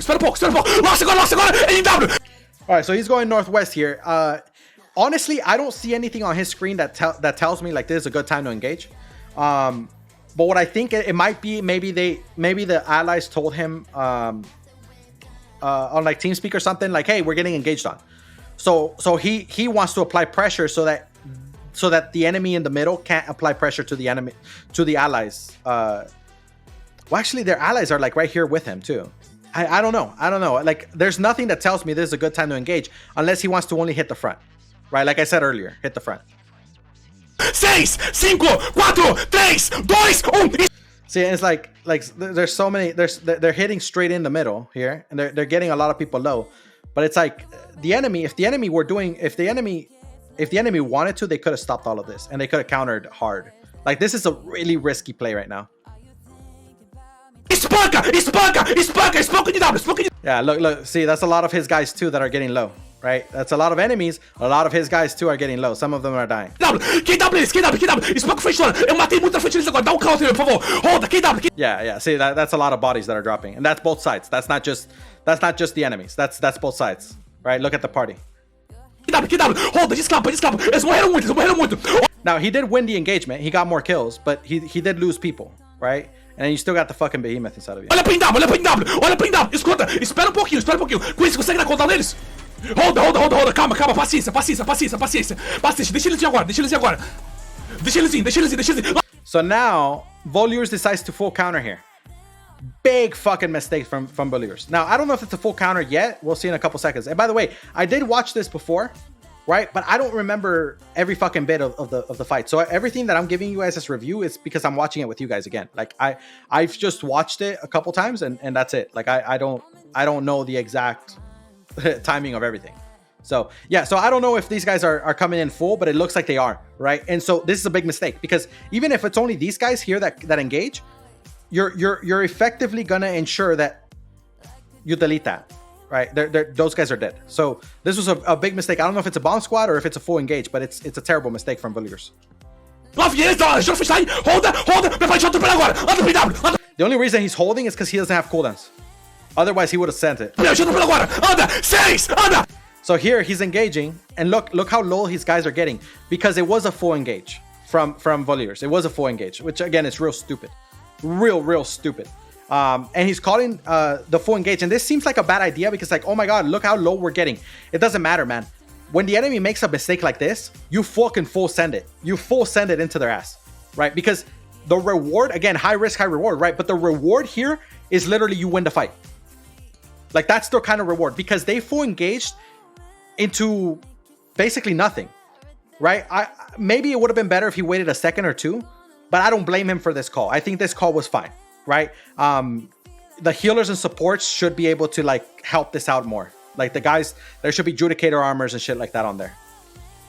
5, 4, 3, 2, 1, atropela. And now look at the return, right? Look at the return. Now, some people dropped. Yeah, you lost some people in the engage, but fuck it. Fuck it. This was such a bad mistake from the enemy.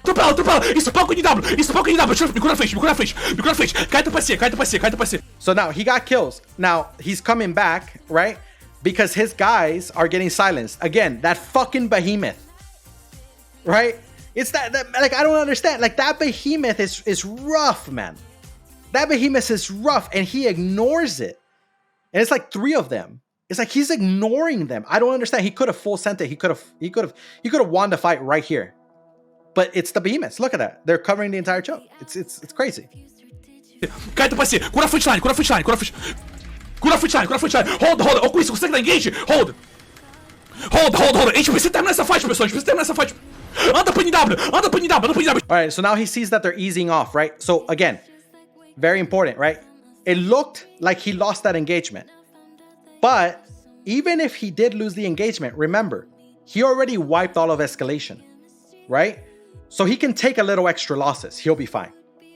Does that make sense? So even if he lost the engagement, he got all these kills. Because look, all these guys that are dead right here, these are all kills that he got on the enemy. His deaths were more back here. So because of that, the enemy is now retreating. See, he took losses and it wasn't like the most amazing engage. It wasn't a perfect engage, not by any means, right? There were little things that could have been done. But again, I don't blame him for the engage because he has the ability to shed a little weight from his Zerg. As long as he keeps trading. And that's exactly what he did. Now, because he traded, the enemy has to leave this position, right? Now, they don't necessarily have to leave this position. They really don't. They could have held here. But they were going to keep trading the same way that they did right now, and it wasn't going to turn out well for them. Precisa terminar essa fight, anda pra NW, precisa terminar essa fight, anda pra NW, anda, só anda, precisa terminar a fight. Anda, deep north, anda. So he's saying walk into him, right? Like walk northwest into him, like keep going.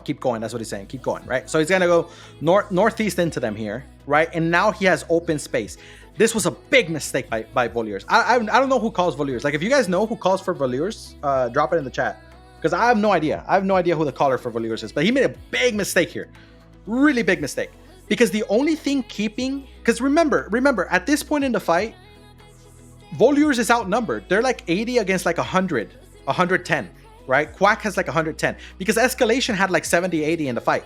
And so that means that Escalation's out of the fight. That means that they're only down to 80 versus like 110.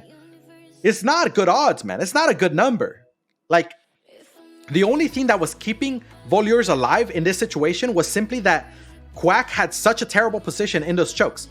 But now you let them out, oh, you're dead, bro. Like, this was terrible. This was terrible. Daitza is the color for Voleurs. I'll try to find out, but if it is Daitza, you know, I'll try to see more fights from their perspective, so that I can know that color more. But yeah, this was a terrible mistake from their color, right? Again, at the same time, Voleurs couldn't keep trading the way they just traded. They couldn't, because they were just gonna get fucked, right? But that doesn't mean leave the fucking choke, because that choke was the only thing that was keeping you alive, right? What it means is play farther back, bring the enemy in, bait them in, and counter harder, counter better. Split your Zerg in 2 engages if you need to, right? That's what it means. But it doesn't mean walk back. But inexperienced callers tend to do this, where they see a negative trade, you know, like, oh my god, I lost 6 people and they lost 10 people. I don't want to lose 6 people. I'm gonna back up. It's like that's not in that situation. That's not the right call. 6, no NE, 5, 4, 3, 2, 1. Front, não, isso aqui é bait, isso aqui é bait. Hita front e espalha. So here, actually, this is actually a mistake from Africa. Engaging the way he did, this is actually honestly, it's a pretty bad mistake. So he's coming in like this, right? There's a wall here. He's coming in like this, and then he wants to engage directly northeast. Well, what's gonna happen inevitably, okay? What's gonna happen inevitably is that his guys that are coming from the south, there's one guy here, he's gonna walk like this, and he's gonna engage like this, right? There's one guy that's gonna be right here, he's gonna come here, same place, engage right here, right? Together. The guy that's right here, he's gonna come in, engage right here, together. The guy that's over here, he's gonna do the same thing, come like that. So everybody's gonna clump on this corner, right? This is a terrible mistake. If you're turning a corner, you need to allow your Zerg to turn that corner. You can't engage like this. You just can't. You're begging to die. You're begging to die. This was very how do I say this? This was very I don't want to say it's greedy, because I don't think it's greed. I think it's kind of like he shut off his brain and kind of just decided to go for it, right? This is very not good. He also has tanks inside of him. Like, this is terrible. Now he's saying come back southwest, right? Come back southwest and southeast. Like, he's basically saying come back. He's acknowledging he made a big mistake here, right? Which is a good thing. Most callers, they don't even realize it. Most callers are like, he's saying spread west. Yeah, I mean, yeah, like that's good, right? Like, essentially what he's saying is we need to stop engaging to the northeast. That's what I'm trying to say. It's like he's saying no longer go into the enemy northeast, right? Spread to the west, come south, and come southeast, whatever it is. That's what he needs to do. He needs to stabilize his Zerg, ensure that his Zerg can turn that corner. A lot of callers will make a mistake, and instead of doing what Africa is doing right here, which is like reverting his mistake, right? And fixing his mistake, what a lot of callers do is they actually go and like they just double down on it. Kind of like how we saw with Ben Mage earlier, right? Ben Mage doubled down on his mistakes. And look what happened. Africa relaxes, he stays calm, he says, oh shit, that was bad, that was a mistake, my bad, let's back up, it's okay, we'll back up, right? That is very important. Whenever you see a caller that's like, you know, trying to get better, and eventually you one day hear them like call and engage and then retract the engage, say no, never mind, right?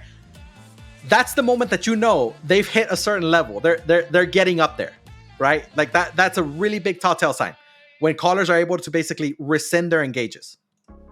Espalha, defensivo agora, locks, heal, usa tudo, defensivo agora, tudo defensivo, erraram, agora... So he's putting defensives down, right? He's saying, put defenses down, you know, heal the front, whatever. Anda por NE. Now he says, let's walk into him northeast, right? Anda por NE. I think he's saying northeast. So he's saying, like, walk into him, right? Walk into him, which is great. Why? And this is, again, this is one of the key factors of a great caller, right? Because Africa is a great caller. This is one of the big things, right? He just got engaged on, right? His guys are dying, right? Bodies are hitting the floor, right? This guy's low, right? He just absorbed damage, and he doesn't even take a fucking second before he says walk into them. That is beautiful. Like the amount of pressure he's exerting on the enemy by not allowing them to ever get distance will break the enemy on its own. You don't even have to engage the enemy as long as you keep in their fucking face and make sure that they know there's nothing they can do without you being in their fucking ass. That's incredible. The timing that he does this. Like, well, I'm gonna rewind this so you guys can see it again.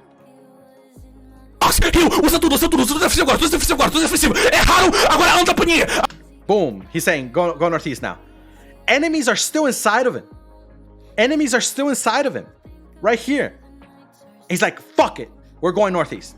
Now, I'm not saying, like, there's some people that are like, oh yeah, then I'm just gonna do that from now on. No. You gotta know when to do it.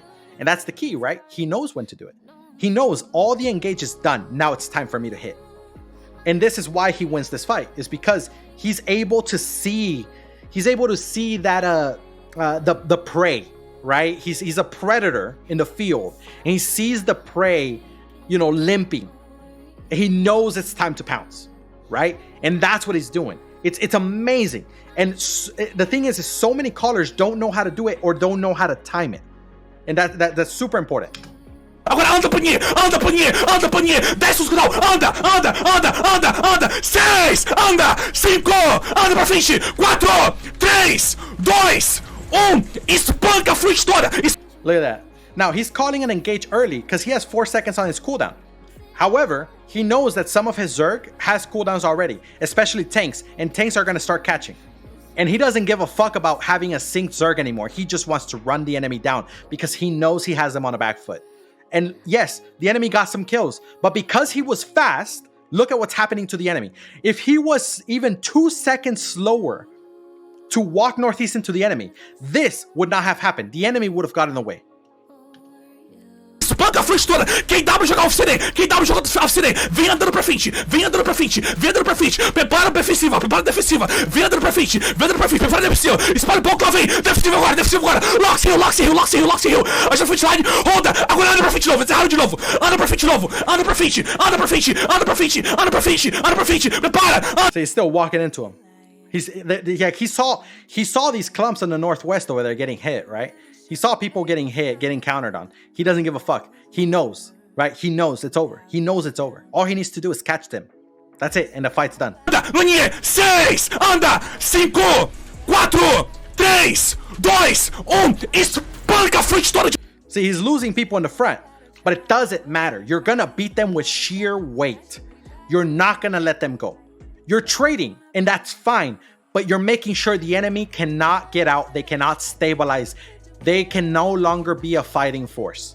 That's what you're ensuring, right? Yes, sometimes as a caller, it's okay to lose members like this. It's okay. But you just gotta know that you're doing it because you see the enemy about to crumble. Now imagine in a different scenario, what if he didn't pounce like this? What if he saw people dying right here, right now? All these people died. What if he saw that and he decided, oh shit, I'm gonna back up? No. He would have probably lost the fight, 100%. So this fight was won because of Africa being such a good caller. That's why this fight was won, right? And that's what this is showing. De novo, na frente, pessoal, na frente, escuta, anda, continua andando, a gente tá massacrando eles, continua andando, KW, continua andando, KW, continua andando, eles vão virar daqui a pouco, continua andando, eles vão virar nessa ponte, prepara a defensiva na ponte, continua andando, passa, confia no teu suporte, quando eles virar, eu falo. So now he sees that they might turn here, right? He might turn here, and he's already saying supports. He's basically saying, get ready to defend this shit. Because I don't give a fuck, I'm full sending it. Because just because they got ready and stabilized and getting ready to turn doesn't mean that it's time to stop, right? Sometimes you just have to run the enemy down. This is their last attempt. If this stops Africa right now, he may not get a chance to win the fight. So he's deciding to full send it, and he's relying on his Zerg. He's relying on his supports. He's relying on his tanks. Defensivo, locus, right? He's saying locus, I think is the locus, right? So it's like he's basically asking for defenses right now, right? He's saying we're gonna survive this and then we're gonna run them down. He said, pasa, pass through. Look, his guys are already inside of him. He's saying, pass through, keep going, fuck him. We're finishing this fight. 5, 4, 3, 2, 1. Passa e esmaga, passa e esmaga, passa e esmaga, passa e esmaga, esmaga. Continua andando pra frente. Não para de andar, não para de andar, não para de andar, não para. So he's saying, don't stop, right? No para. Like, don't stop. Just run him down. At this point, the fight's done, right? At this point, the fight is completely over. Like, I'm not gonna keep playing it because there's no reason, right? Give me a second. Let me change it here. Yeah. So yeah, at this point, the fight's over. It's basically done, right? Like, they're just gonna run him down, and that's it. Now look at his Zerg. Look at his. Now this is not his whole Zerg. It's just his party, right? But your party is usually a good representation of how many people you've lost in the fight. Through all of that, because he was trading as he was pushing into the enemy, he was trading. He's still healthy, right? That's something he keeps looking at. The entire fight, he's looking back and forth, looking at the Zerg, looking at the party, looking at the Zerg, looking at the party. Because he's trying to make sure, can I still keep pushing? Or am I in a position where I need to turn around? Right? Again, he would not have won this fight, at least not this way. He not this fast or this well. He would not have won the fight like this if it wasn't for his ability to basically smell blood and go after it, right? And that's one thing that a lot of callers do not do, right? Some callers play very aggressive, but they play aggressive when they shouldn't. And they don't know how to actually like smell blood, right? And other callers, they play too defensive. And even when they do smell blood, they're like, no, I gotta play far back. I gotta relax, right? And Africa in this fight signified both. He signified the balance between, you know, full-blown engaging escalation and then trying to hit voleurs in the back, but then he realized something and he stopped and he stabilized his Zerg, right? After his Zerg was stabilized, then he started committing and trading negatively, but he was able to trade a little negatively, right? And that is what broke the enemy eventually, right? All of these things are very important for callers. Like if you're a caller or you're an aspiring caller and you're listening to this, like you have to pay attention to your Zerg just as much as you're paying attention to the enemy. And right here, Africa is able to turn that defensive to offense mode very quickly and very well, right? So that's it. We actually went a little bit over the 2 hours. I try to keep it between an hour and 2, but we went a little bit over, but it's all right. But yeah, we're done. Let me see here. Let me go back. Where is this? All right. Yeah, so the next video, we're not gonna do it today. I'm gonna shut it down. But the next video is gonna be the next video review is gonna be in 1 week from now. The next stream is gonna be on Friday. All right, that's Friday 00 UTC. So for the people in Europe, Friday 23:59. All right. So yeah, so it's gonna be then. We're gonna be doing the episode, I think it's the destroying the meta episode. So yeah, that video is basically going to talk about how to defeat the melee DPS meta that a lot of people are playing. And this is why I wanted to get through this next escalation video. We didn't get through it, but it's okay. Because this next escalation video is escalation basically trying to play ranged DPS, and they get absolutely dumpstered. Right. This was actually from today. So we're going to watch that on Monday. When I do the VOD review, we're going to talk about that. So yeah, so make sure you guys are here for the Friday episode, Destroying the Meta. And then I'm not sure what episode is on Saturday, but it's on the schedule. And then Monday we'll do that next video for escalation. So yeah, man, thank you for supporting, Dennis. I appreciate all of you. Anybody have any last questions? Anything about anything at all? Doesn't have to be related to what we just reviewed today or anything. I'll give you guys a minute or so.